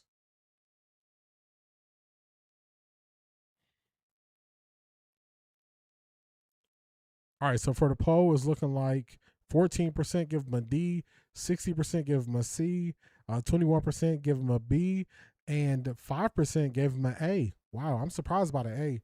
I'm surprised. These Browns just want our blood pressure high this afternoon, for real. For real. Fano was in there late, so I'm surprised Fano was in there so late. I gave him a B, and that's probably a sympathy rating because of how bad I remember him playing. However, if he's the starter, it's a lot of stuff he has to clean up. I agree. He did okay to the second quarter. I agree with that. Yeah, the second quarter was definitely a little bit different for him. Second quarter was definitely a little bit different. Let me see. See if I can find this Jackson Dart hit.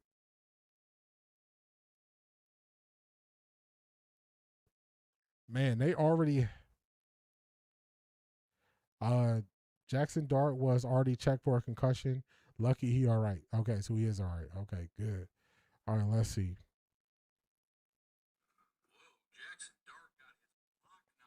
Ooh.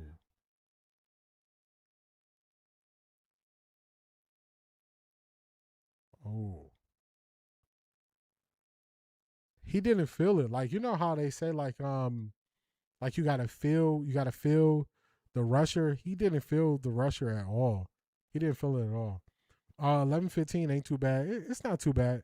It's not too bad. It was a couple times where he just didn't throw the ball. Where he tried to run a couple times and then he got sacked.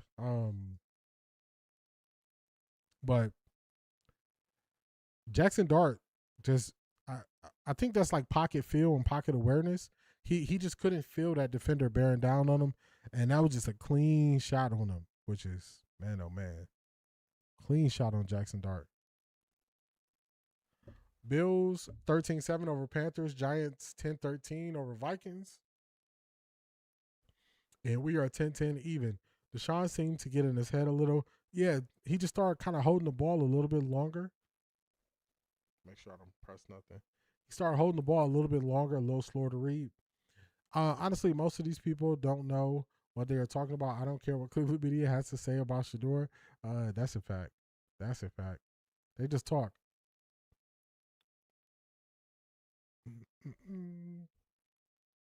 And Dart didn't. He didn't sense the rush coming. He didn't feel the rush coming. So just got to do a little bit better. Yeah, I did. I just watched the replay on my phone. I did see his head hit the ground. Dart thinks he's a Statue of Liberty back there. Yeah, it's you gotta have that feel. You gotta have that feel as a quarterback. The numbers are good. It just didn't look good. Looked like he was in his head second quarter. I agree with that. Because he made a couple good throws in the first quarter. Yeah, when I looked at it, he didn't move at first. Did they let him go back in the game? Did they let Dart go back in the game after this hit?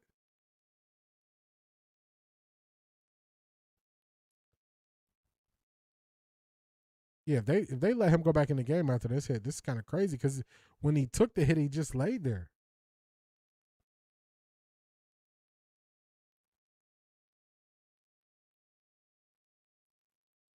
That's crazy if they let him go back in the game after that.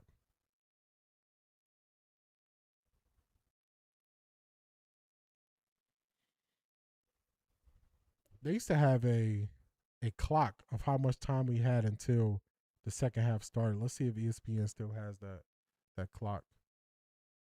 He went back in after that? That's crazy. That's crazy. That's crazy to put him back in. That's just risk. Man.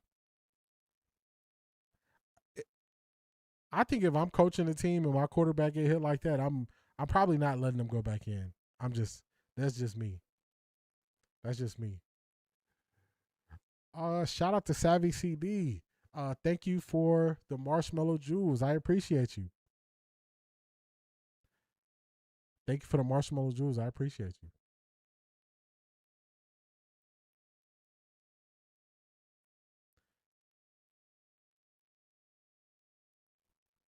Yeah, they don't have a clock. They used to have a clock that show us how much time we had until halftime.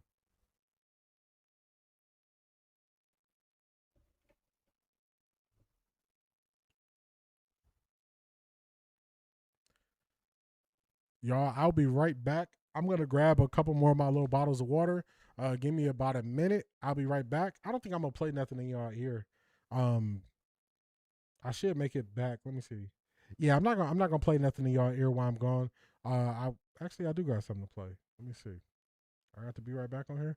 I'll be right back. Give me about a minute. I'll be right back during this halftime break.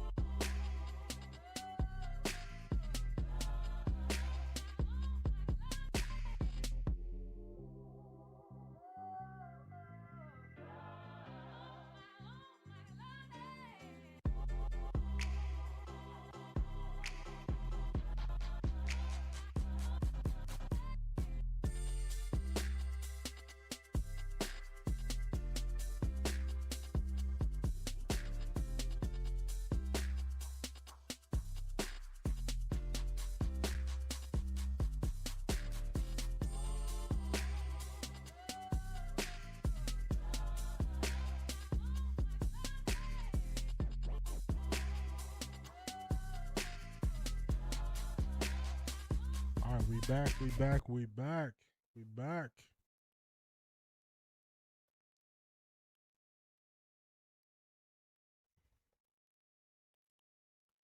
Watson made some good plays, but he did not instill confidence in me.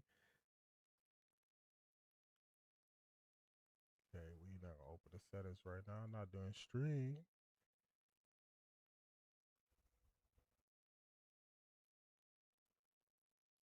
Nickel position, he's going to learn. He's going to get better.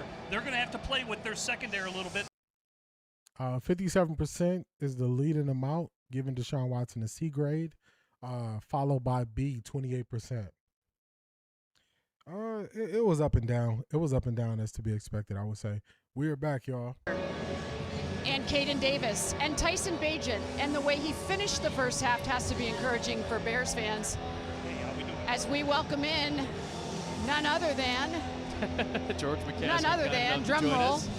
We're going to have George with us here in a few moments after we get set for kickoff.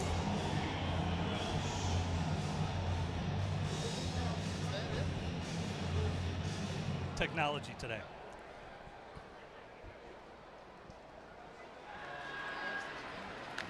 Out to the 20-yard line. Short return, and George Bukowski kind enough to join us from our broadcast booth. We appreciate the time. We are back. Adam, Jim, Stacy, and George are with us. George, obviously, the first thing that we wanted to get to, you're an owner of an NFL team. You've been through several of these questions and interrogations. This won't be one of those, but I do want to get your thoughts.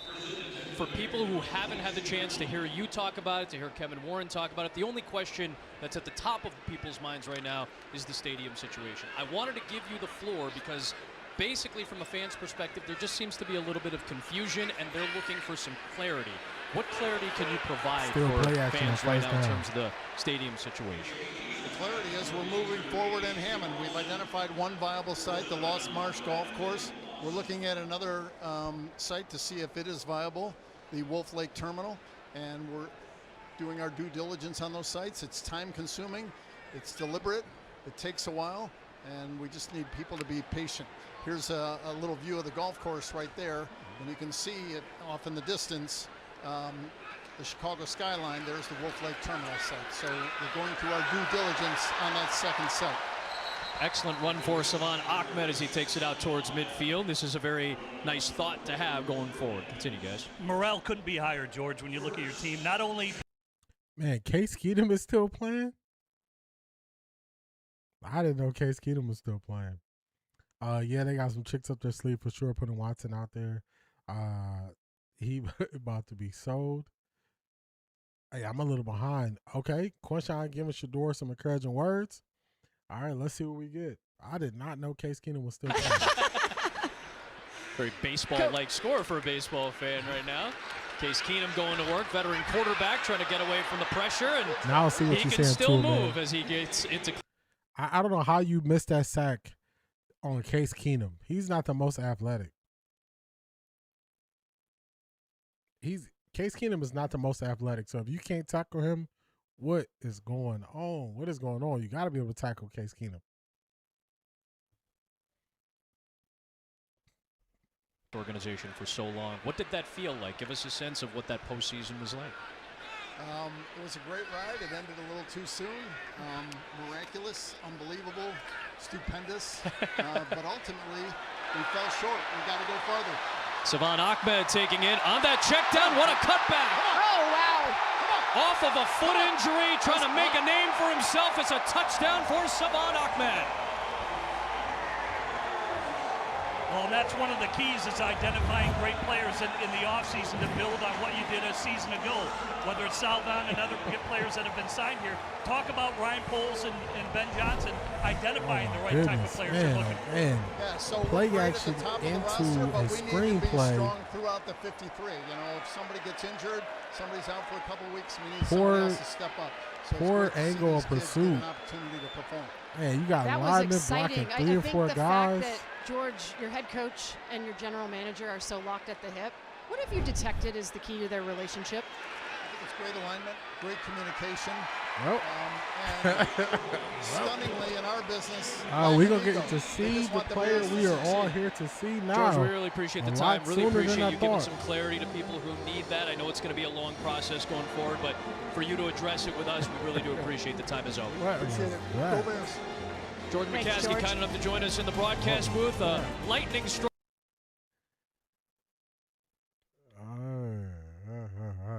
I just need Shedeur just to play the game that's in front of him.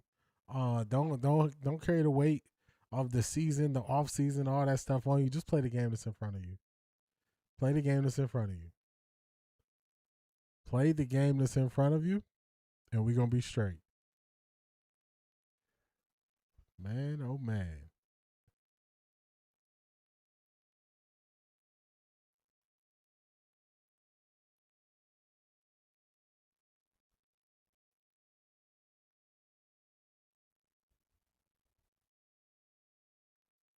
The reason why Cleveland is on the NFL Network, Showtime. Is that the third defense in? Some of those guys are the second defense, but that was bad. I guess, let me check real quick. I guess some of those were the third guys, but it don't matter what. You still got to be able to have pursuit angles, though. Like, the secondary on there, the pursuit angles were not good.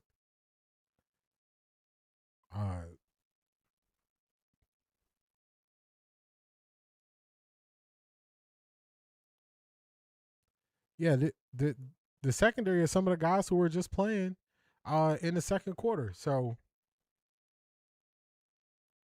that was some of the same guys. So I guess that was the tools. That was some of the tools that were there. Just out the way. One guy was literally going the wrong direction back to the runner, for real. Tackling is a problem. Yeah, they definitely gotta wrap up. They gotta tackle. That should have been a sack the play before that. Just come on now. Head coach Monk is about to do some yellow when this game is over. He definitely is. Him and Rudy, like you can't have him in your grasp and miss the tackle on a sack. That's a game-changing play. All right, so Rocket Sanders is back in. They got him on kickoff return. First lead of the day. Here's Raheem Sanders. They call him Rocket. He is a big returner. Takes it out to about the 30-yard line. Back to the that's touchdown. A lot of good blocking to set this up.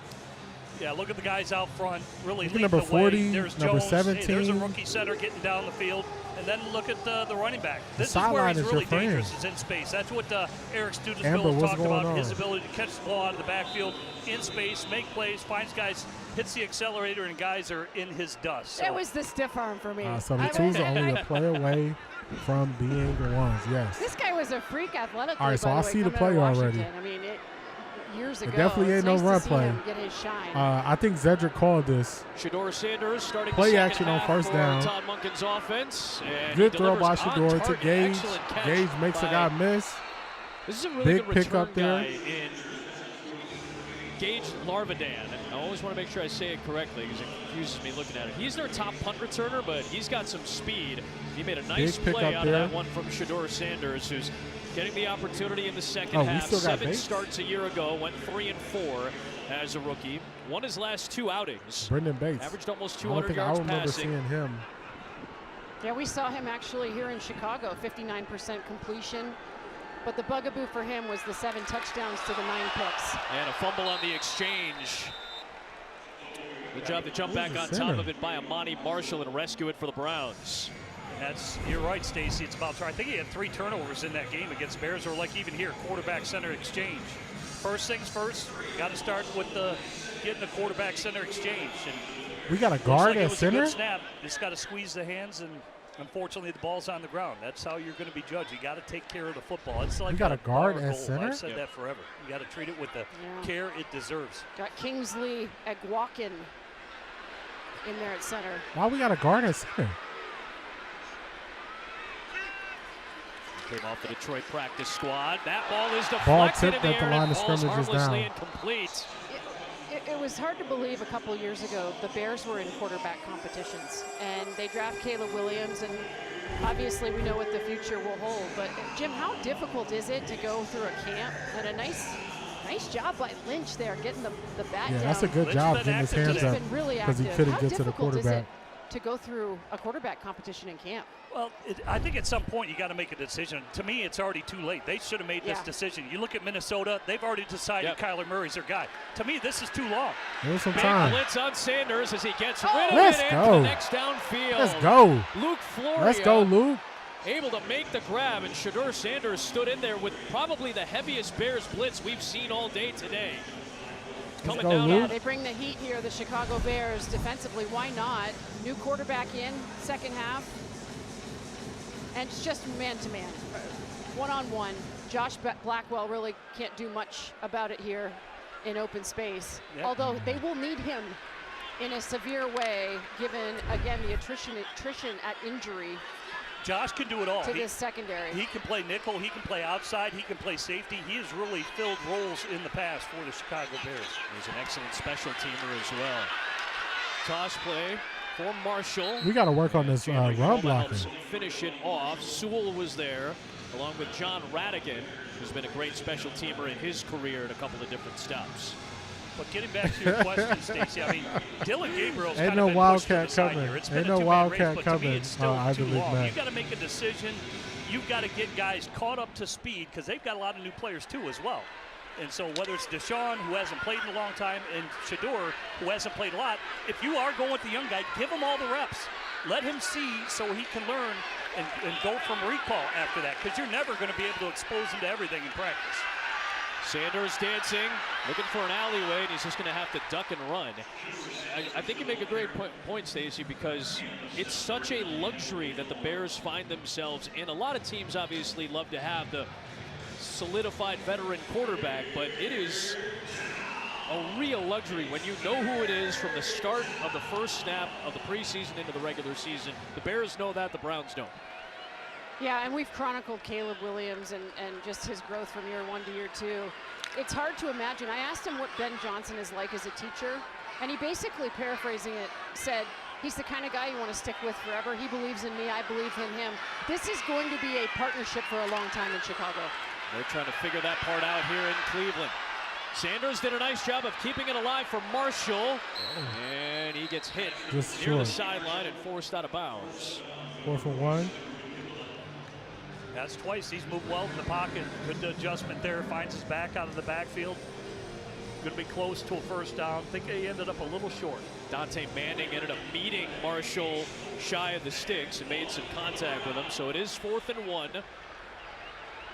In regular season, who knows if you do go for a play like this, depending on how aggressive you might want to be, you might bring the field goal unit out. But in this situation, preseason, there's no reason not to try for it.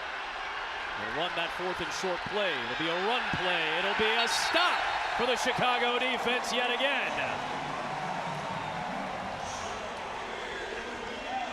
It's a good play by the Bears defense, but I'm going to tell you right now, because Shedeur was late getting out underneath the center. It's a power play. I'm not a big fan of that down where you're pulling the guard down by the goal line. But, hey, Bears get the stop. Big play. Vandenberg, Chroma. That's too slow to develop. If we, what is the problem? What is the problem with us going for a QB sneak? We already got one QB sneak down. Go for a QB sneak. Go play action since they selling out. That was a good drive. Stalled at the end.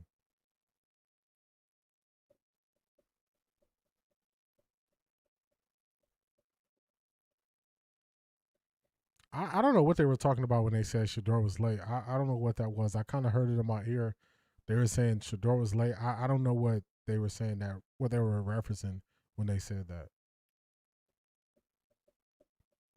A power play, I would like to see them just something easier to block versus a power play. A power play, that's one of the plays we went over on Friday where Chinas Berry drew it up on the board. You need that guard to pull, which is leaving a place if that tackle gets beat, somebody can shoot the gap, somebody can come in that way. So I don't like that play. It's too much to develop. Did that commentator just try to blame two for the run play not being effective? He did. Quietly, the play calls got booty in the red zone. I just don't like it. I mean, this is when you determine if that's something you can go to. But, I mean, we saw it not work with our second string. So it's definitely not going to work with our third string. I mean, I guess now that I'm talking myself through it, they probably didn't go QB sneak because we got our third string left guard at center. So that's probably why they didn't go QB sneak. But they probably still wanted to go for it. But I don't like that play call. My only thought process for that is because you got this is probably emergency center in because this is a guard that we got playing center. That's probably the only reason why they don't go QB sneak. Ball to the veteran Case Keenum, who re-signed with the Bears for a 2-year deal. And he's got a one-on-one matchup on the outside, and a rolling Scotty Miller is there for the catch. Picks up a first down from Case Keenum. Now in his second year with the Bears, his 8th NFL team, and his 14th season. And of course, his role is to be a continuing mentor for Caleb Williams. He's been in every role. He's been a starter, he's been a backup, and now he's kind of a sounding board as a number 3 for the Bears. And I think it's awesome. It's good for Tyson Bagent. It's good for Caleb Williams to talk through situations and what the ups and downs are going through as young quarterbacks learning. J.P. Richardson makes the catch, part of the Chicago practice squad last year. He picks up a first down, so back-to-back nice plays. Good quick release, just an out play, getting to his receiver quick. Just becomes an outside run play and just uncovered, nice positive play. And that's the savviness of a veteran. He's out there with some of the threes. I see Mason Murphy at right tackle out there, so he's out there with a lot of threes right now, and he's running it. Here they. We have a left guard at center. We got a left guard at center. So the botch snap, him and Shedeur probably never worked together before because we have a left guard at center. We don't have a center at center. Our centers that we have, let me see. Our centers, we got Elton Jenkins, Parker Brailsford, Luke Whippler. At center, we had Kingsley Agukon at center. That's what we had at center. So that's my guess. That's why they didn't run a sneak play because they already botched the snap on just a regular snap because they probably have never worked together before. Goes along to go to that bag of tricks late in the game. Man, Keenum buying time, pointing out Richardson. He'll try to dump it off underneath. Out of bounds. Running back trying to make the play there. Checking with Jasmine Baker with a little bit more on this important I agree. role Play that action Case definitely would have plays. been a better option. Important role is right. Tyson Bagent said that Case Keenum was the best teammate he has ever had because he's been in every position a quarterback can be in. They talk, they practice, they hang out. I gotta look and see and let you know, Black Caleb Pearl. Williams Uncle Candy. I don't remember. Because anytime that Caleb goes over to look for advice or just watch film, he makes sure to bring a sweet treat. But I'm not for certain. Gotta love that. A little young to be Unk, technically, but Uncle might be a little bit better for him right now. I love this. 3rd and 8. I love this report because I think it's so underappreciated.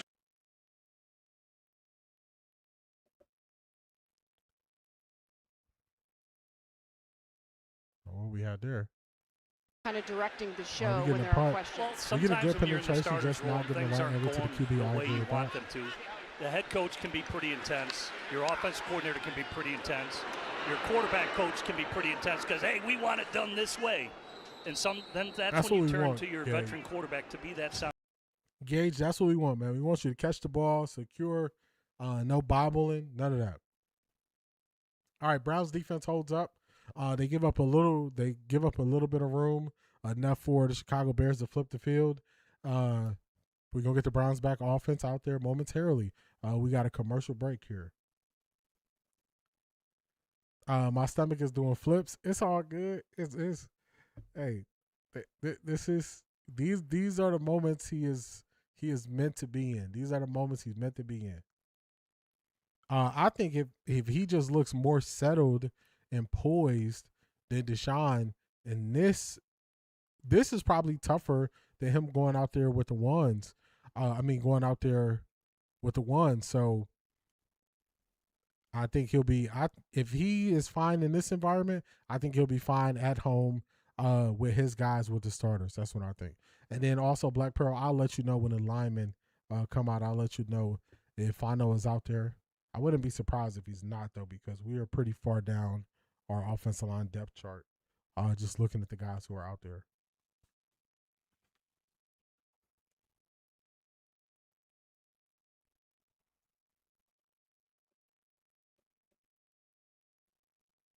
Shedeur with the splash plays, he ready. Yep. The thing is, like, everybody says he hunts those plays, but if you get those plays, if you get those splash plays, you loosen up that defense. They got to move safeties back. Linebackers got to play back. And then you can run the ball more effectively. You can get them second guessing. So being able to have the threats of the splash plays is what opens up the offense for you. Because y'all see, we're not really getting our run lanes. So I don't know if power is going to work. At least not with our third offensive line. They might have to go, probably gap scheme, maybe. Because if you're not getting no movement, power ain't going to do it.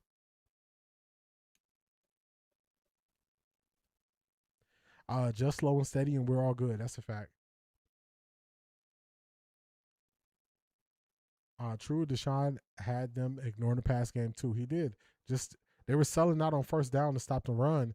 So now you could add that play action on first down. We already had a play action on first down, so now you got them off balance.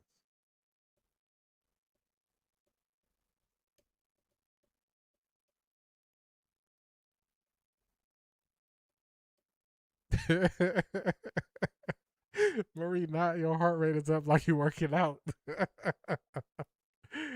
Shedeur gonna be straight. He gonna be straight. He already came in and showed that he's gonna be straight.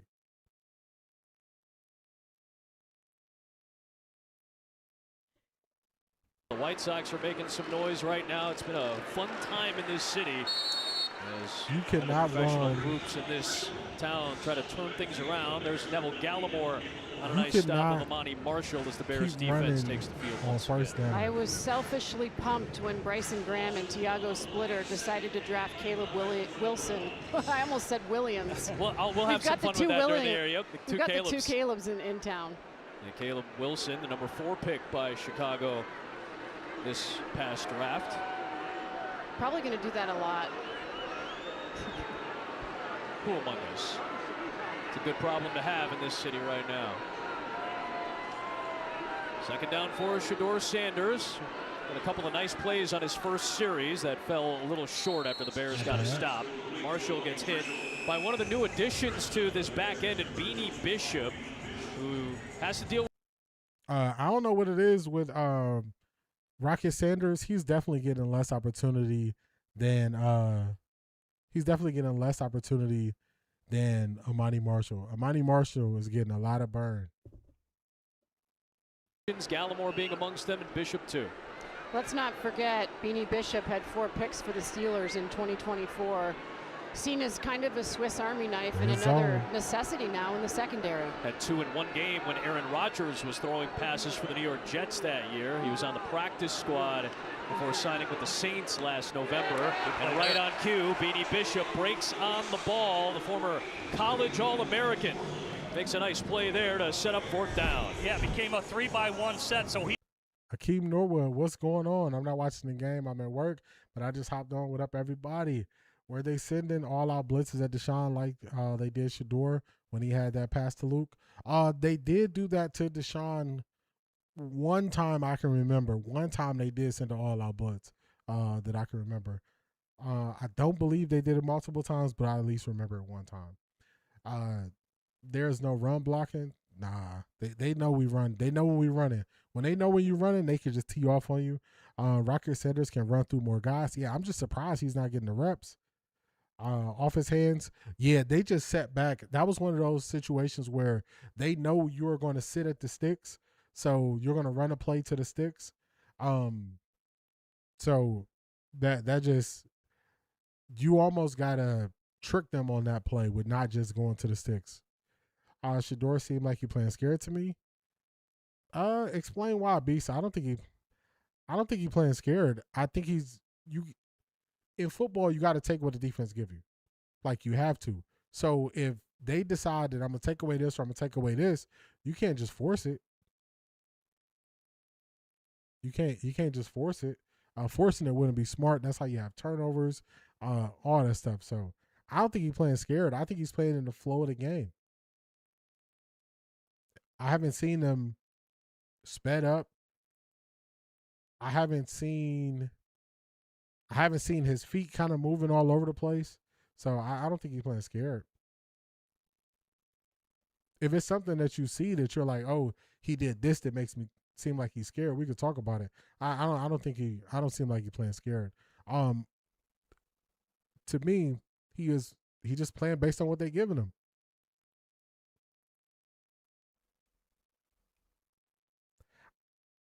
I think he's in a pretty decent rhythm though. Like the drive, his first drive, he got into a rhythm pretty quickly. This drive, you try to run, you go back on first down. You make something happen with a little screen on second down. Then on third down, they're playing at the sticks. They're playing off. So they just keeping everything in front of them. So when they play that type of coverage, that's what it's going to be. I don't think Shedeur plays a lot of hero ball. Like, not the way people say it. Like, in certain situations, I guess you could say he's playing hero ball, coming from behind, stuff like that. I don't think he comes into just every game at the beginning of the game playing hero ball. I don't see it that way. Asante, what's going on?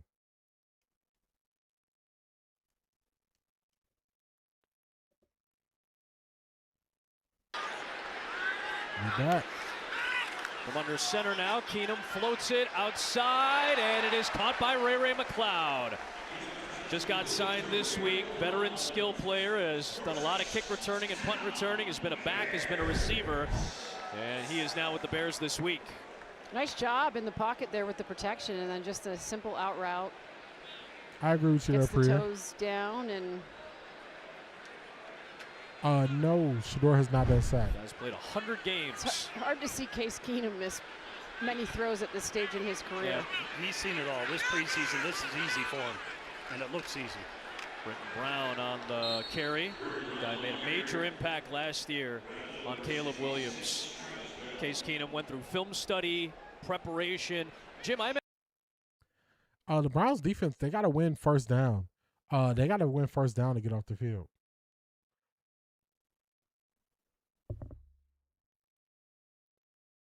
Yeah, I agree with you there. He still looks steadier than Watson, right? He's not dancing around and scrambling for no reason. I agree with you. He's not. He's not dancing in the pocket. And a little bit of goal line. And then Friday's going to be red zone in 2-minute drill. So you've got to prep for every one of those days. Do they know how to watch the third down blitz reel? What protections to check to? It's nice to have a guy like Case Keenum when you're sitting in there. Hey, man, you may want to check to this, or let's do this. Coach talk. Yeah, I agree. And that's why I was looking like that at the number. I'm like, how we got a guard in at center? So that stuff like that will happen when guys have never repped with each other. So luckily the Browns were able to recover the ball on that. If you do that, the games are easy. The games are easy to play if you're prepared.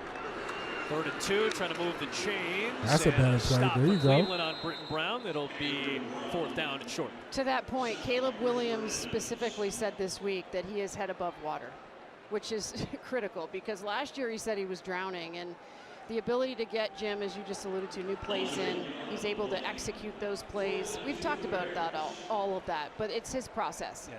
Well, it's I mean, a lot of it. Glad to have you here, Daisha.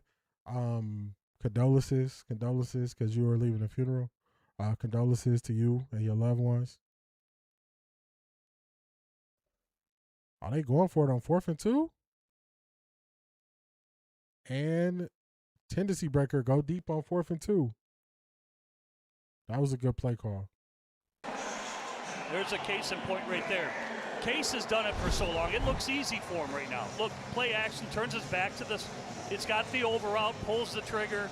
Perfect throw. Ray, it's on stride. He can just run and step out of bounds. And it's easy for Case. But for young quarterbacks, it's not because they're thinking so much. All right, we just went I right, Z half fly. What does that mean? What's 7-7? Man, Ben Johnson and his offensive play calling is just, it's something different. It's something different. It's definitely levels to this. I'll tell you all that. Go I right, Z half fly, 772, Z drive, X post. I know exactly what everybody's doing. Brown pounds it up the middle and picks up a good gain on 1st down. And within what I just said, I'm hot off too strong. My Z is now my hot. If they do bring too strong, do I want to now check it? Do I want to, hey, I want to run this play. Let's max protect it, and I'm going to go this route. You got to have answers. You got to have answers. A lot of these play calls are 12 to 18 words. Then you add the kill play. Yeah. So there's another 12 to 18 words, and all of those words mean something. Yeah, I think on times where we went for it on 4th down, Monken could have definitely called a better play than what he's called on those plays. On the you got to have it plays on 4th down, I don't like what we've called. We ran the ball. We have we've ran the ball. We have we ran the ball twice. We dropped back with Deshaun. Deshaun got the strip sack on 4th down. So I don't like I don't like what's happening on 4th downs. Nice pick play there on the outside to get the ball to Brown.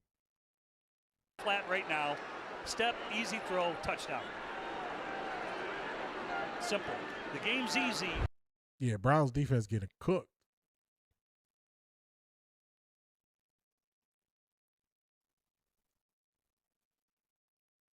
Yeah, Brown's defense getting cooked right now. Keenum looks way better as a QB3 than DG. Oh, yeah, of course. He's a vet. He's a vet. This is his second year in the system.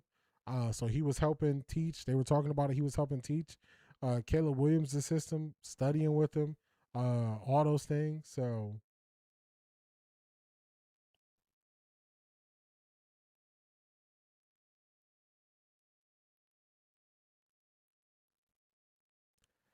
I don't think Shedeur has any issues with his confidence.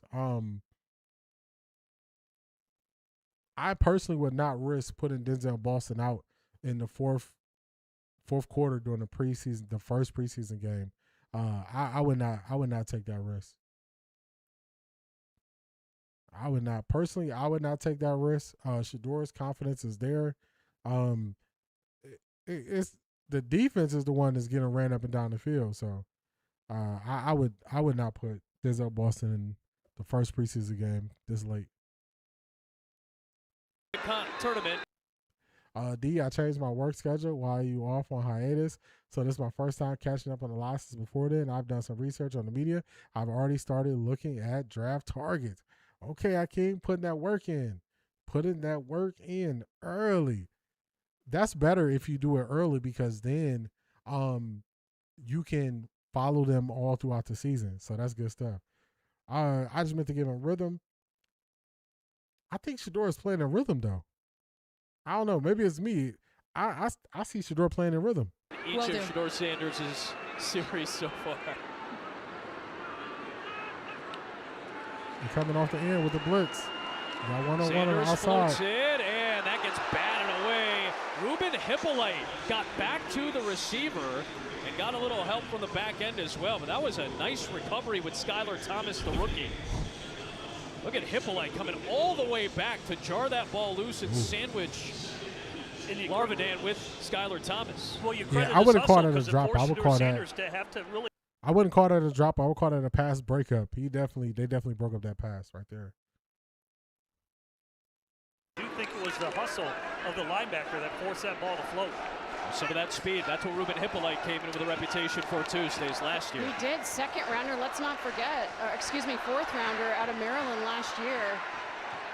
Appeared in just 7 games, 1 start. Again, I said in the first half, they need to see more on special teams from him, but he's going to be essential to this group. We haven't really seen Keyshawn Elliott, the 5th rounder rookie, out of Arizona State for the Bears because of injury. A quick play? And so expect to see him try to draw more sides next week.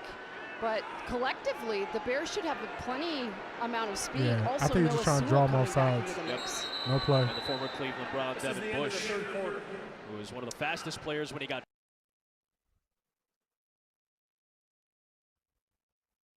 All right, that is the 3rd quarter. Man, it felt like the 3rd quarter went so fast. We was watching that first half for so long, and the 3rd quarter just kind of blew by on us. Went pretty quickly. Let's go through what happened in the 3rd quarter. D, you have a 2 to 3 minute lag.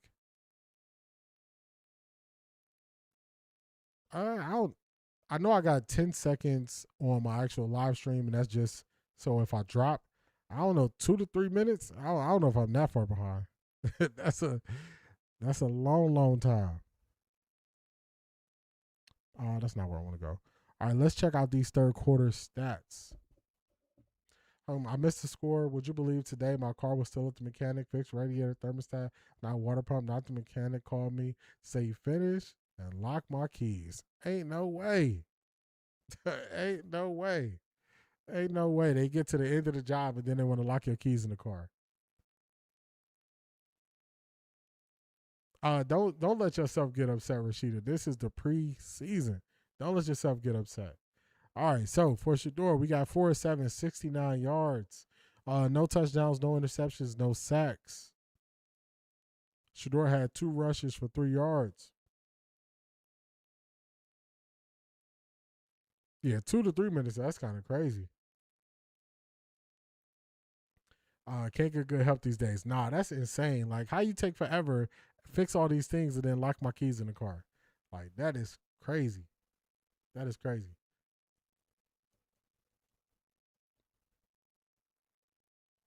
Yeah, Rashida, don't let it get to you. Do y'all hear the commentators? Everything wrong is Shedeur's fault. These people are ridiculous. Yeah, that's the Chicago Bears crew on the call, so it's gonna be slanted. And you know the easy thing to do is just blame Shedeur. Did y'all notice any operational issues? Did y'all notice not being able to get the guys lined up? Did y'all notice any pre-snap penalties, illegal procedures? Did y'all see any of that stuff? Y'all didn't see any of that stuff. So all the stuff that they've been saying, we are not seeing it. We did see it with Deshaun, though. That quarter went by fast. I agree. I love Gage, but Shedeur needs to go to Florida. Yeah, it also depends on what the defense is willing to give up on the play and where the holes are and the type of defense they running. So, I know a lot of times we think you could just force it to one guy, but that's not really how it goes in football. Shedeur with the throw to Gage for a first down. Of this offense this year, what is giving you the confidence to be that vocal leader? Yeah, it's just being able to dive in more into the details. I'm not thinking as much about necessarily what I have to do and all of that. It's more what's the defense doing and how can I adjust and get the ball out faster. How can I adjust and make checks to the line and things like that. Going. How y'all talking? You said you spent a lot of last training camp. Wondering if Ben Johnson even liked you. I think it's safe to say that you know how he feels about you now. Talk to me about y'all's relationship and moving forward, how much you want to make him proud. Yeah, you obviously, when you get a good coach and you get a good teacher, you want to make them proud. You want to be able to go out there and execute, and that's what he is. He's a great. My anxiety wouldn't let me watch. How'd he do? I think he's doing fine. He's still in the game right now. He is still in the game right now in the fourth quarter. Opened the fourth quarter with a pass to Gage Larvin for a first down. Browns currently have the ball.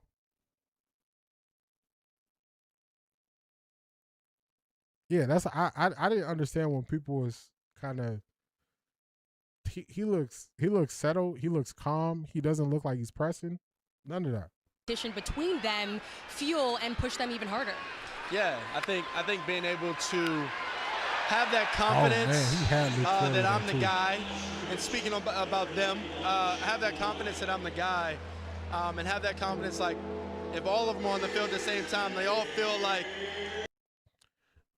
Yeah, that's because what they're doing is they are. It was a batted pass. Yeah, I don't know why they're showing Caleb Williams. Like, why they're still showing Caleb while it's actually happening? What are we doing? Stop showing Caleb. Play to get in from coach and to be able to see them celebrate. Sometimes I get a little celebration back there, trying to support them. So it's been really fun. It's been really encouraging. And my goal. He overthrew. Who was that? Corley. My goal for us. Yeah, he overthrew Corley. It looks like as a team, to be as close knit as we can before everything starts rolling, and a big piece of that is the young core that we have. Hey, try to describe it. Describe what you're reading as nervousness, Beast. I just don't see it. I don't see it. That was a good play, good clear out. Shedeur overthrew him right there.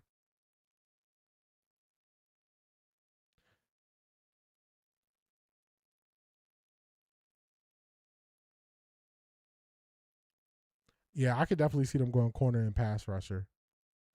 That was a good clear out play. He had him there. They beat the defensive coverage that it was in. Shedeur just with the overthrow. Great play right there. Great play right there to stop that early. Just how far along Caleb Williams has come, his relationship with Ben Johnson. But Garrett Bradbury's got a new center, which we didn't see Garrett today. Right. Logan Jones took the start. I'm trying to have a conversation with you. I'm saying, like, describe what you see. Like, you saying his energy off. Like, are you seeing him walking with his head down? Are you seeing his face where he looking upset? Like, what is it? Because I don't see it. I'm open to, you know what I'm saying, looking at it differently. I'm open to it. I just don't see it. I don't see it. And Garrett Bradbury is a huge piece. Drew Dolman was playing some really good football going back to his time in Atlanta. He had a great season last year, retired early. Yeah, Pri, you got to do what you got to do to take care of your mental. You got to do what you got to do to take care of your mental. You have to. I don't know. Like, once I realized that people who are speaking on football don't know too much of what they're talking about, then I don't know what they say kind of doesn't impact me. Like, we can get a timeout here from Chicago. So if they overplay and talk about only the interception, that's cool. Like, it don't affect me to that degree.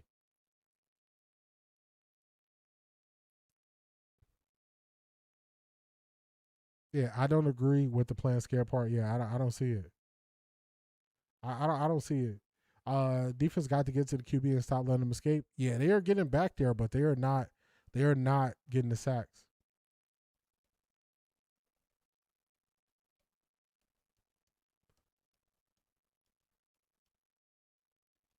Yeah, I did see Bucky was in Chicago at the game. He was doing so good. I thought Dillon was coming in the fourth. I thought he was supposed to. I don't know how long he'll go.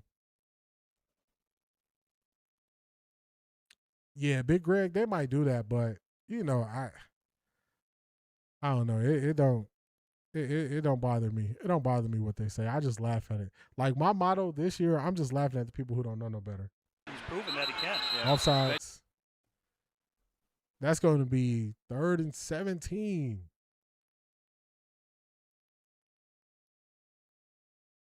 All right, good having you here, Priya. Good having you here. You definitely got to protect yourself. Definitely got to protect yourself.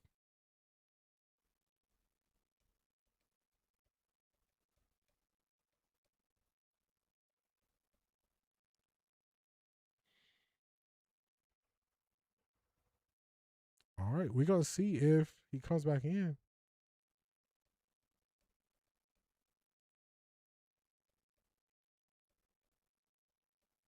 Dang, my bad, Rashida. My bot is tripping.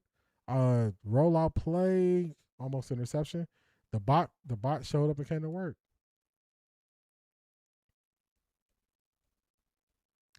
I don't know. Like, I also look at it like I gave a lot of energy to the people who didn't know any better. I gave a lot of energy to the people who didn't know any better, but this year I'm not giving the people energy. I'm not really worrying about the nonsense. I'm not worried about it. I was telling people last year that that was my bot, Rashida. I'm not okay, no, that's gonna be a touchback. I'm not worried about none of the nonsense. I'm not worried about the people who say this, they say that. I'm not worried about it. Like, stuff is gonna happen in football.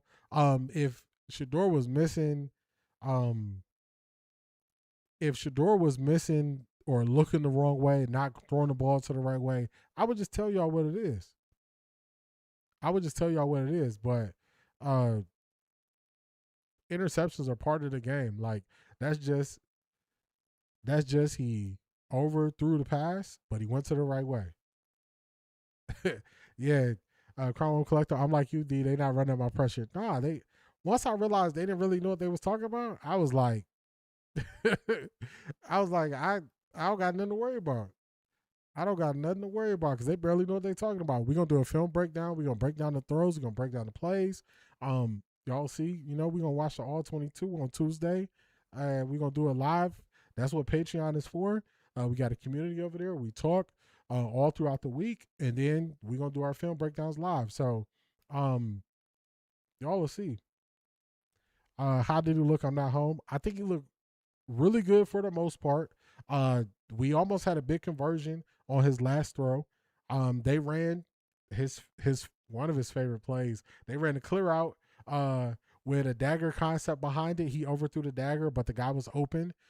They got the safeties to play over top. So they got everything they wanted on the play. He went to the right read. Shedeur just overthrew it. Threw it over receiver's head. Receiver tried to jump up for it. It was too high. It was interception. It's part of it. That's why last year I was telling people, like, interceptions are part of the game. Like, if people think that a quarterback is going to go a whole year and have 0, then they're just going to be waiting for something that's going to happen. So I know it's a QB competition, and I know that, you know, they're being graded. It's just, you know, don't feed into it too much. Somebody was screaming so hard, thought about his soul leaving his body. I said, bye, I got to go. Yeah. I told y'all, I'm gonna overreact to some positive things that I get from the game, but I'm not gonna get down after it. Yeah, it was the right play against the right defense, and he just overthrew him. So the thing that would make you nervous is if he didn't see the play actually work out. Like, you can adjust how you throw the ball, but if you can't see it, that's where I would be concerned. Is it an interception? Yes.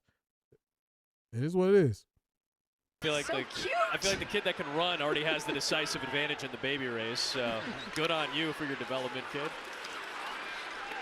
It is Dillon Gabriel in at quarterback now for Cleveland. All right, so they have Dillon Gabriel in at quarterback. Is that DeJuan Jones in at right tackle? Let's see. I'm trying to look at the linemen they have in. They finally have in Rocket Sanders. They got Rocket Sanders in. He just ran on first down for 4 yards.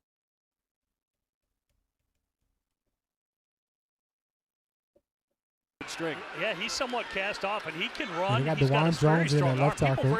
His jugs machine, his arm was stronger than Josh Allen's of the Buffalo Bills at the combine. This guy can absolutely hose the football if he wants to and when he wants to, but he's been kind of just a cast aside during this quarterback competition in Cleveland. I really feel for the Cleveland fans because they've had 13 different starting quarterbacks since 2020, which is the most. Hey, we don't need no sympathy from y'all when y'all was taking shots at our team. Save your sympathy. We don't want it. We don't want your sympathy. I don't care how hard he threw the ball. If he can't throw the ball distance and he can't see downfield, it's not the same. Like, nobody cares. All right, that's a tendency breaker on a QB keeper. Looks to be a zone replay first down for Dillon Gabriel. Nobody cares about their sympathy. I feel for the Cleveland Browns fan. No, you don't. We see through it. If you felt for us, you wouldn't be overly critical of our players. Come on now. We're not falling for that. Talk to him, Brent. We not falling for that. Stay on that side when they switched up. You switched up, stay on that side, man. We not falling for that. Oh, corner blitz. Oh, Dillon Gabriel take the sack.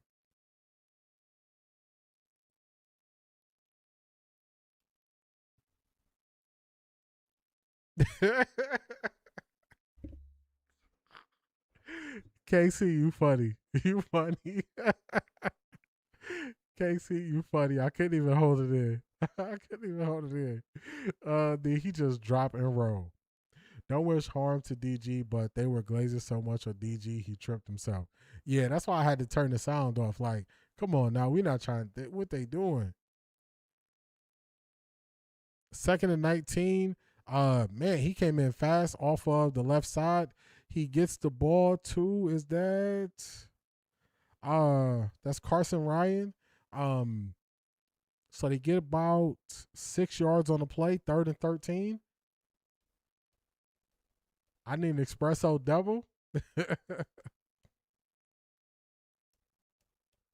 Definitely, they got to stay on that side. Don't come Don't come with that fake sympathy for us. Nah, man. Not when you was trying to dog us. 3rd and 13. Let's see what happens. Oh, y'all are ahead of me.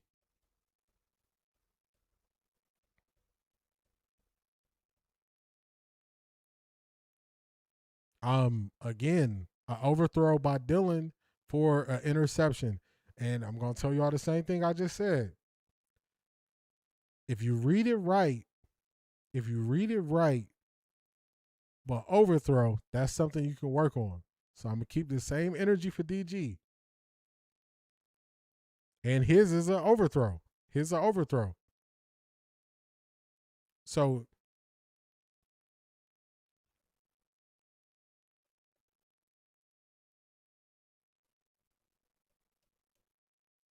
you can work on being more accurate up the field and not overthrowing somebody. That's definitely something you can work on.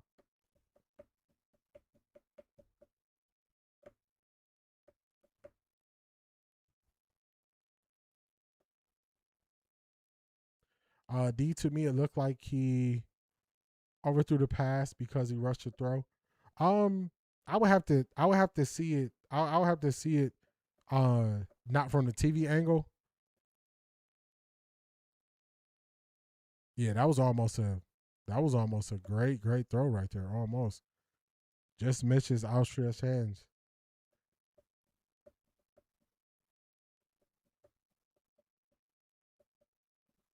Once they get, better timing, you probably won't see the overthrows, but we'll see. I'll break it down on Tuesday. I'll see. It's hard to see from the TV angle live, making it one look at it, if you rush it or not.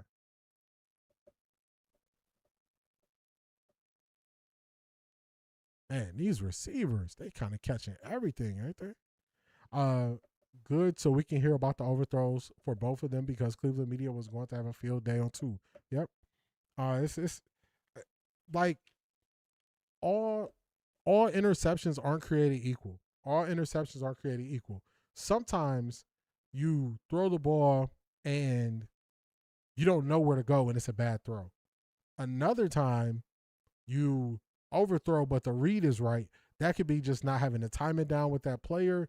That could be a couple different things, but your read was right. So in the preseason, you want to see the read being right. Oh, that's incomplete. Good challenge. The Browns should win this challenge here. That was a good challenge by Coach. The Browns should win that challenge. It looks like he did not secure the ball before the ball hit the ground. So that's a good challenge by the Browns. But it just looks like both of them, they just need more timing with the guys they're playing with. And that could be the reason for the overthrow. So I'm not going to crush either one of them. Now, if both of them didn't see a defender and threw it straight to a defender, that's a totally different interception. Than you don't know where to go with the ball. So all interceptions are created equal.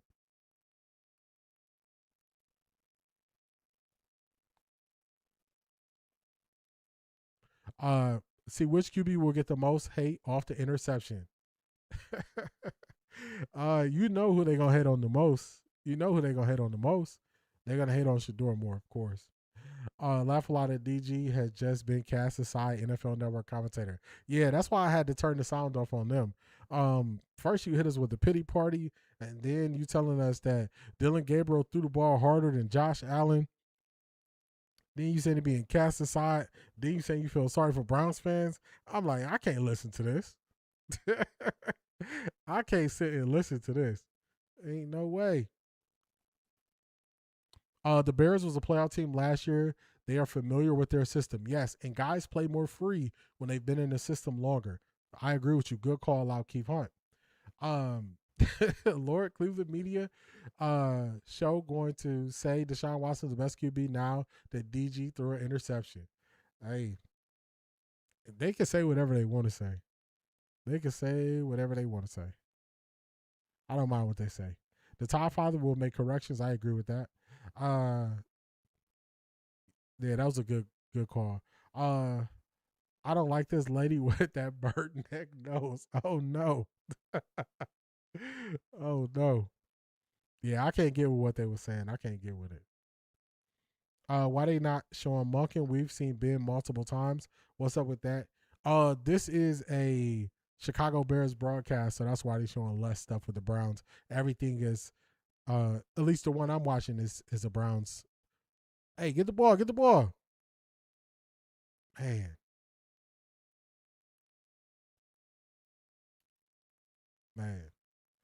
So that's why they showing more stuff with Chicago. Monkey got his feet wet. Now he know what he got to work on for the next preseason game. I agree with that. Definitely got to get the defense moving. Definitely got to get the defense moving right to left on fourth down, because just trying to run up the middle, it's not working. D, a lie don't care who tells it. Not that is the truth right there, Real Fresh Fruit. That is the truth. That is the truth. To be honest, wide receivers should not care. We should not care what the commentators nor Cleveland media. Don't watch them. Stop giving your time and money. Just wait until next week when Shedeur's QB1. That's it. I like what you're saying. At the Rams game, the guy they want, Simpson, is a high IQ guy.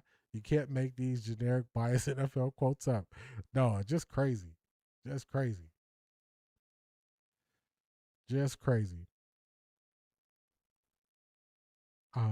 Tour Man said this game hurt. Hey, Tour Man, it's the first one. It's the first one. It's the preseason. It's okay. It's okay. It's okay. Cleveland media will say DG was with the threes as an excuse. You know, the same threes he played with since OTAs. That's a fact.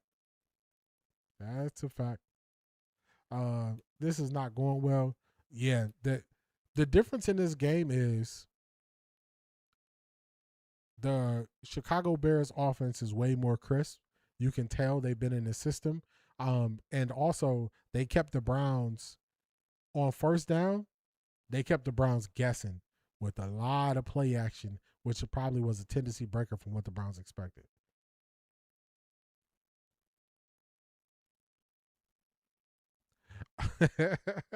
Big Greg, I like your take on it. I love the Cleveland media. They remind me every morning of what haters look like in real life. That's a fact. The ones did well. The tools a little less, but the 3s and 4s couldn't do much. They cannot.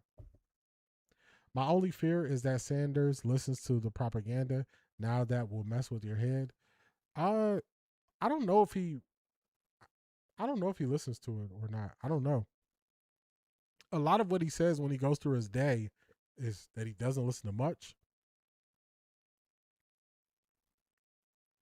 So I don't know.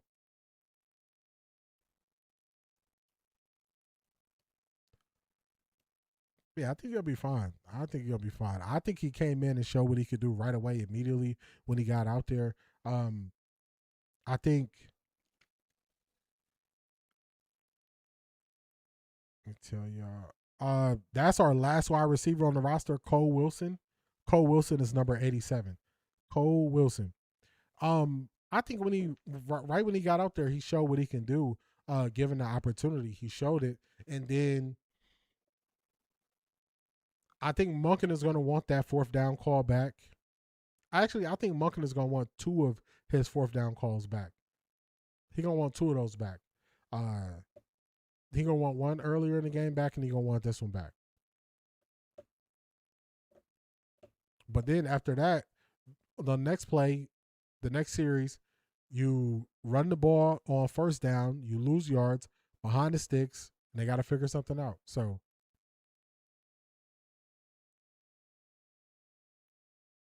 all right, there go number 87, who just returned. He just returned the kick. Somebody hurt? Yeah, somebody is hurt. Oh, no, that's not looking good. Hopefully he's okay. Somebody is down. Hopefully he's okay. 87 is Cole Wilson. Von Seal, how you doing? It's been a long time. Thank you. Thank you. The summer was good. Hopefully you had a good summer as well. Why did they take KC out when Shedeur came in? Because Shedeur was playing with the 3s. He's playing with the 3rd team. And KC is either 1st or 2nd team. I thought Shedeur would at least get a couple reps with Isaiah Bond, but Isaiah Bond didn't play in the second half, so that let me know where they fall on the depth chart. Those are our top 4. This is what preseason is for, to work the bugs out. Do you think them not picking a QB1 has affected this? People not receiving reps to establish relationships? Nah, because even if you're the starter, you're not throwing to the 8th receiver that often. Cole Wilson, number 87, I believe, is the player that was overthrown by Dylan Gabriel and by Shedeur. The starter is not throwing. They're not throwing to the last guy. They're not throwing to the last guy. So they wouldn't have a rapport with them.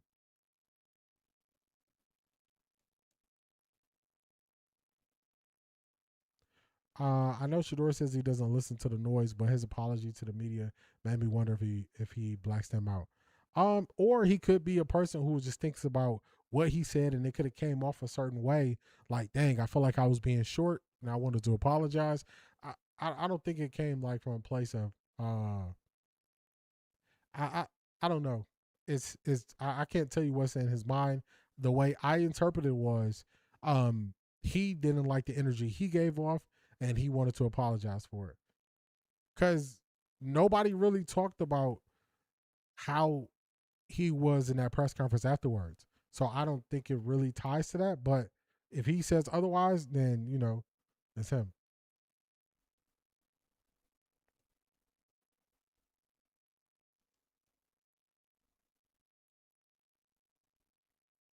Oh, yeah, Gage is 84. Kyle, what's his name again? Cole Wilson. Cole Wilson is number 87. I didn't see the player who's hurt. It's the Chicago Bears player who was down on the field. He didn't look like he was moving a lot. So just hopefully he's okay. Because once they take it off the field or take it off of the screen, even showing him on the field, then they could potentially be something serious. So just praying that he's okay.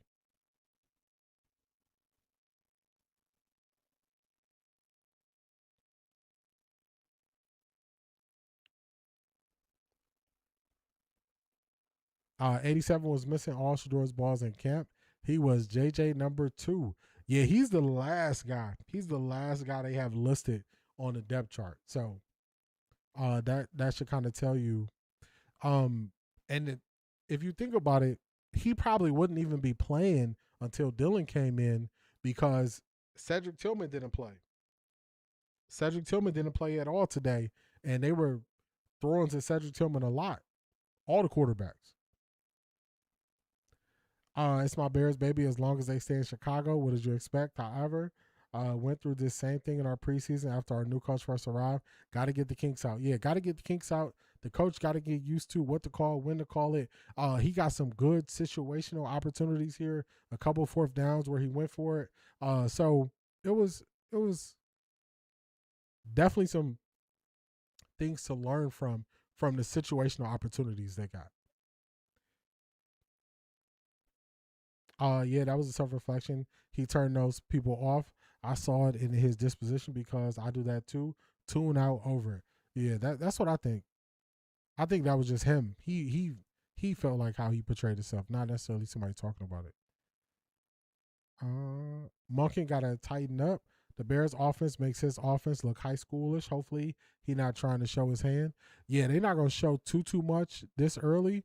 But I just think situationally, I think he could have did more in those 4th down plays. Do you think Monk will play Deshaun Watson next week instead of Shedeur because Shedeur played today? No. No, I don't think he will. Don, you want to see the stats? Don, you asking for the stats? Like the box score? Is that what you're asking for? I wish Floria had more throws his way. Yeah, it looks like the way they were playing defense that the other receiver they were kind of leaving him open. Man, you had to check down. There you go. check down to Gage Larvadan from Dylan Gabriel. Deshaun will play third quarter next week. He won't start. He didn't look good to me. Yeah, I think Deshaun looked up and down, I would say, to me. He started off better than he finished, I would say. We have some guys fighting for roster spots. I agree with that.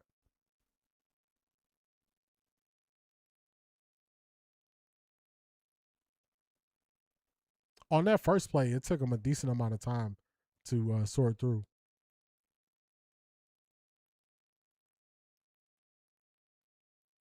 Oh.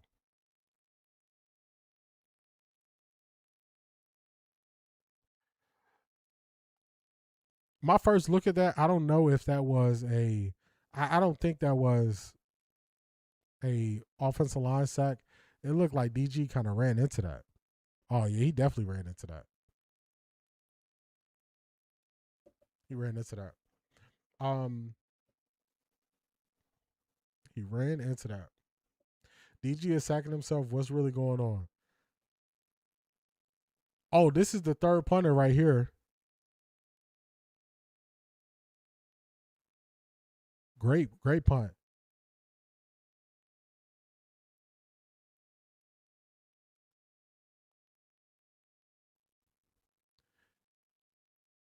He diving before they get 2 steps from him. Yeah, he just. Ooh.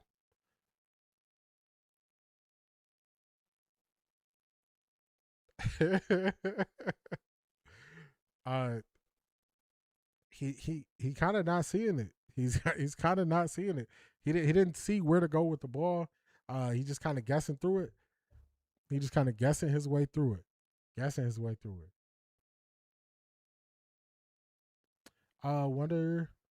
Wonder if they'll let Green take a series. I'm curious about that too, because he hasn't really got a lot of reps at all. Oh Lord, that shoulder on 17. Chicago seems more tough. Yeah, and they're coming into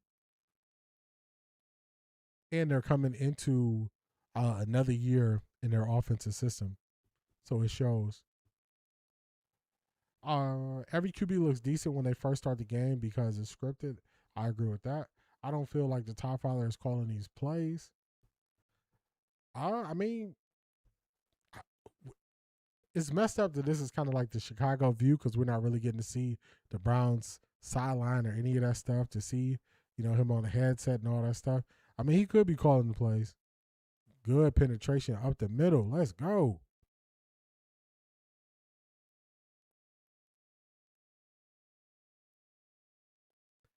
Lamar made Monken look better than he actually was as a play caller. I would say I'm going to hold off my judgment on him as a play caller until the regular season. But if it looks like this, Buck Gordy's, if it looks like this, after 4 weeks in the regular season, then I'm going to have to shout you out and agree with you.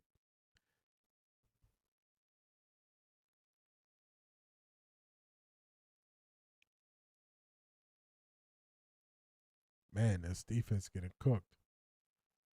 Our first preseason with Ben Johnson looked like crap too, but when the season started, bam, it was on like Donkey Kong.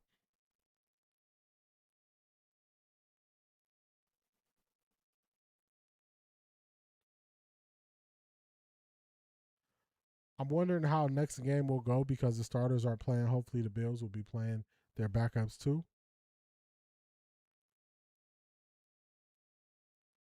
I know that sometimes when they do like 2 joint practices, sometimes the starters don't play afterwards. But I think another good throw and catch right there. I think since the Browns are in the QB competition, they're going to hopefully they do the same thing and play the starters the first. They play them at least the first drive, I would hope. Cleveland players getting bullied left and right. Yeah, this defense is this defense getting cooked. Now, I will say this.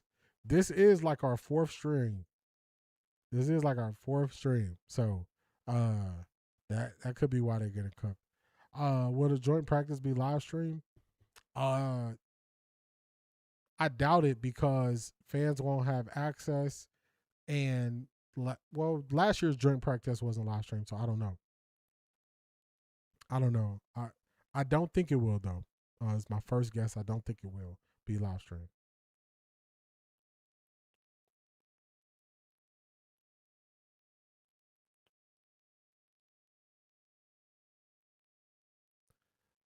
Yeah, the defense is looking rough. There is only one joint practice next week, and I believe it's Thursday. Stat line has to jail. They did okay today. Watson was nervous and didn't set the bar too high. I would agree with that. Josh Allen seems to like playing preseason, so I'm thinking some of our ones will play a series. Yeah, we're gonna see. I'm gonna look at what the coaches are saying.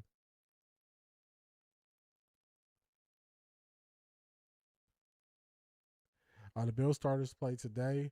We good as long as Shedeur have the starters to play with. He'll cook. I think even Shedeur with the tools, I think he will look better because he's not playing with the tools. He's not playing with none of the second wide receivers.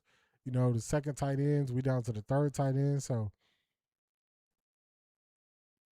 he didn't have the same explosion at running back. Think about if at running back he has Dylan Sampson coming out the backfield versus Monty Marshall, which Monty Marshall, struggle with catching the ball at camp. So it's just different layers that you can add based on how our layout of our team is.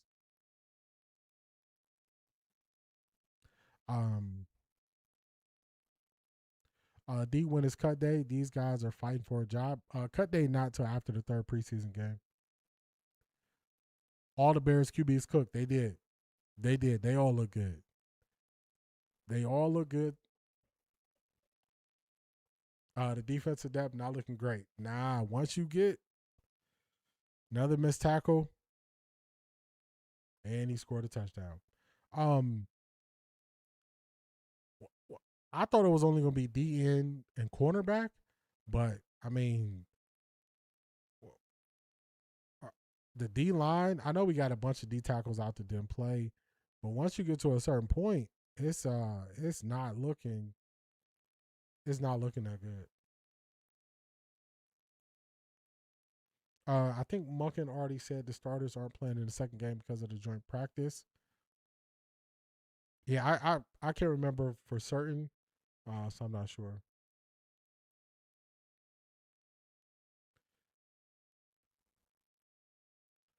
I'm thinking about all those young men fighting to be on a team, make some of their dreams come true. I think some of them. I think some of them will secure their spot. Number 65, I want to say. I think 65 at D tackle. Let me make sure that's the right number. 60. It was 60 something. 66. 66 at D tackle. He had a big impact. No, Travis Bell, number 66, D tackle. He had a big impact. Michael Coates, I think it's Michael Coates Jr. is a cornerback. He had an impact. So it was some guys who made an impact. Julian Okora, he had a sack. So it was some guys who made an impact.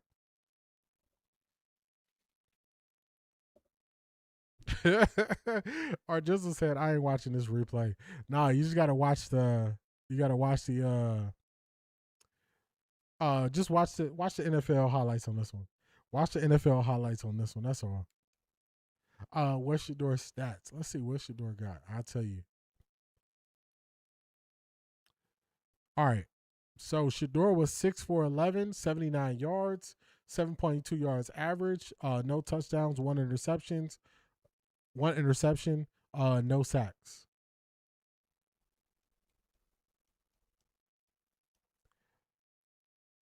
See, this QB rating thing is so funny. That's why I personally don't mind too much about the QB rating. So we saw what Shedeur did. We watched what Dylan Gabriel did.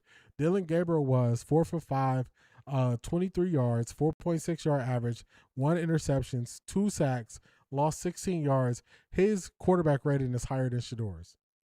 That's why, to me, quarterback rating, it don't mean nothing to me. Quarterback rating means nothing to me. Yeah, I don't think it was bad. I'm focused on the next game. Shedeur just came in for a guest appearance. That's all. I think Shedeur just came in and just to get his feet wet for this season, and I'm cool with that. I'm cool with that. Yeah, no Taylor Green, no Taylor Green, no Taylor Green. Also, as a reminder, if you are hopping off now, we won't be staying to listen to the press conferences as they go live. I'll be jumping back on live stream tonight at 7 p.m. Eastern Standard Time, and we'll be doing just our initial thoughts, reaction to the game, just kind of going through it that way tonight. So we got another stream tonight, 7 p.m. Eastern Standard Time, just to, express how you feel a couple hours later. QBR was created by ESPN. It takes rushing into consideration. That's true, but I don't think this one I'm reading is QBR because I don't think it is. I think this one that they have on ESPN, I think this is the original quarterback rating, and it don't make no sense. It don't make no sense to me. If this was, I think in the end, I think ESPN's QBR, Dylan should have a lower QBR in the end than Shedeur. We're going to see, though. 65, definitely fighting for a spot. Yeah, in at center. I like number 66 on the defense. He definitely did better. He definitely did better.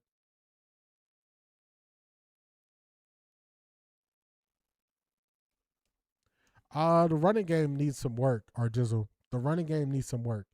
Running game needs some work. It needs some work. It seems like, yeah, I think this is passer rating, because it's a passer rating and then it's a QBR. Total QBR is what ESPN created, and then passer rating is the original stat of how they track stuff with quarterbacks. So they don't track the same thing. You are correct in ESPN's total QBR does take into consideration what you do on the ground, down, distance. It has EPA built into it, so you are correct about that.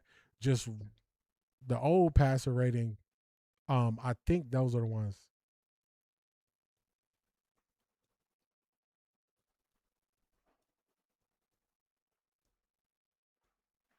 I think that's what that is. Running game been getting a pass for 2 seasons. Yeah, they got to determine what these guys are capable of and moving them. And also, so are we grading DG and Shedeur's performance? Yeah, we're going to do that tonight. We're going to do that tonight when I come back. I'm going to eat some dinner. I'm going to come back tonight, 7 p.m. Eastern Standard Time. 7 p.m. Eastern Standard Time is we're gonna give the quarterback some grades. We'll give some other guy. Well, we give quarterbacks at least some grades, and we'll just kind of talk about our initial feelings about the game tonight, 7 p.m. Eastern Standard Time.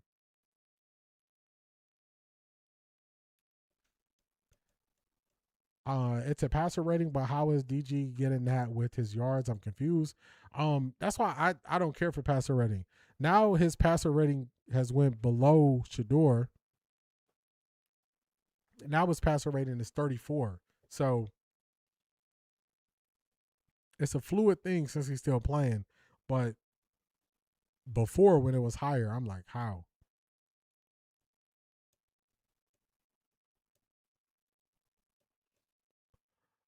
Casey says she'll grade him next week. So, all right, they just showed the replay. Shedeur overthrew Malachi Corley. They just showed the replay. Shedeur overthrew Malachi Corley on his interception. Where's it at? Oh, I'm looking at defense.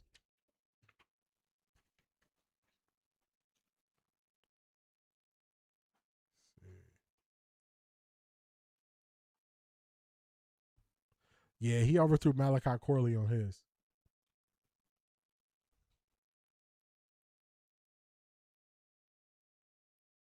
Second and goal. 15 seconds left.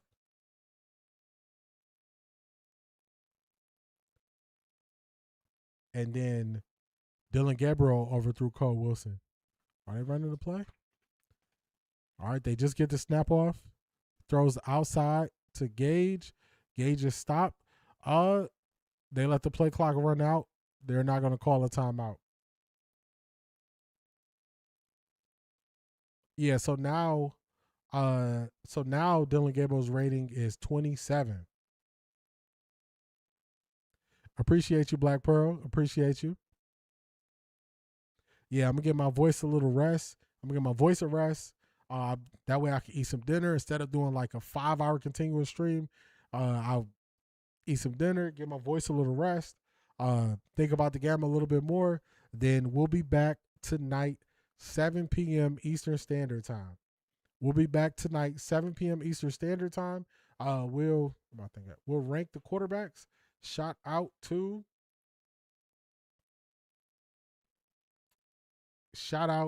Savvy CD and shout out to Harris Room Sports for the support. I appreciate both of y'all.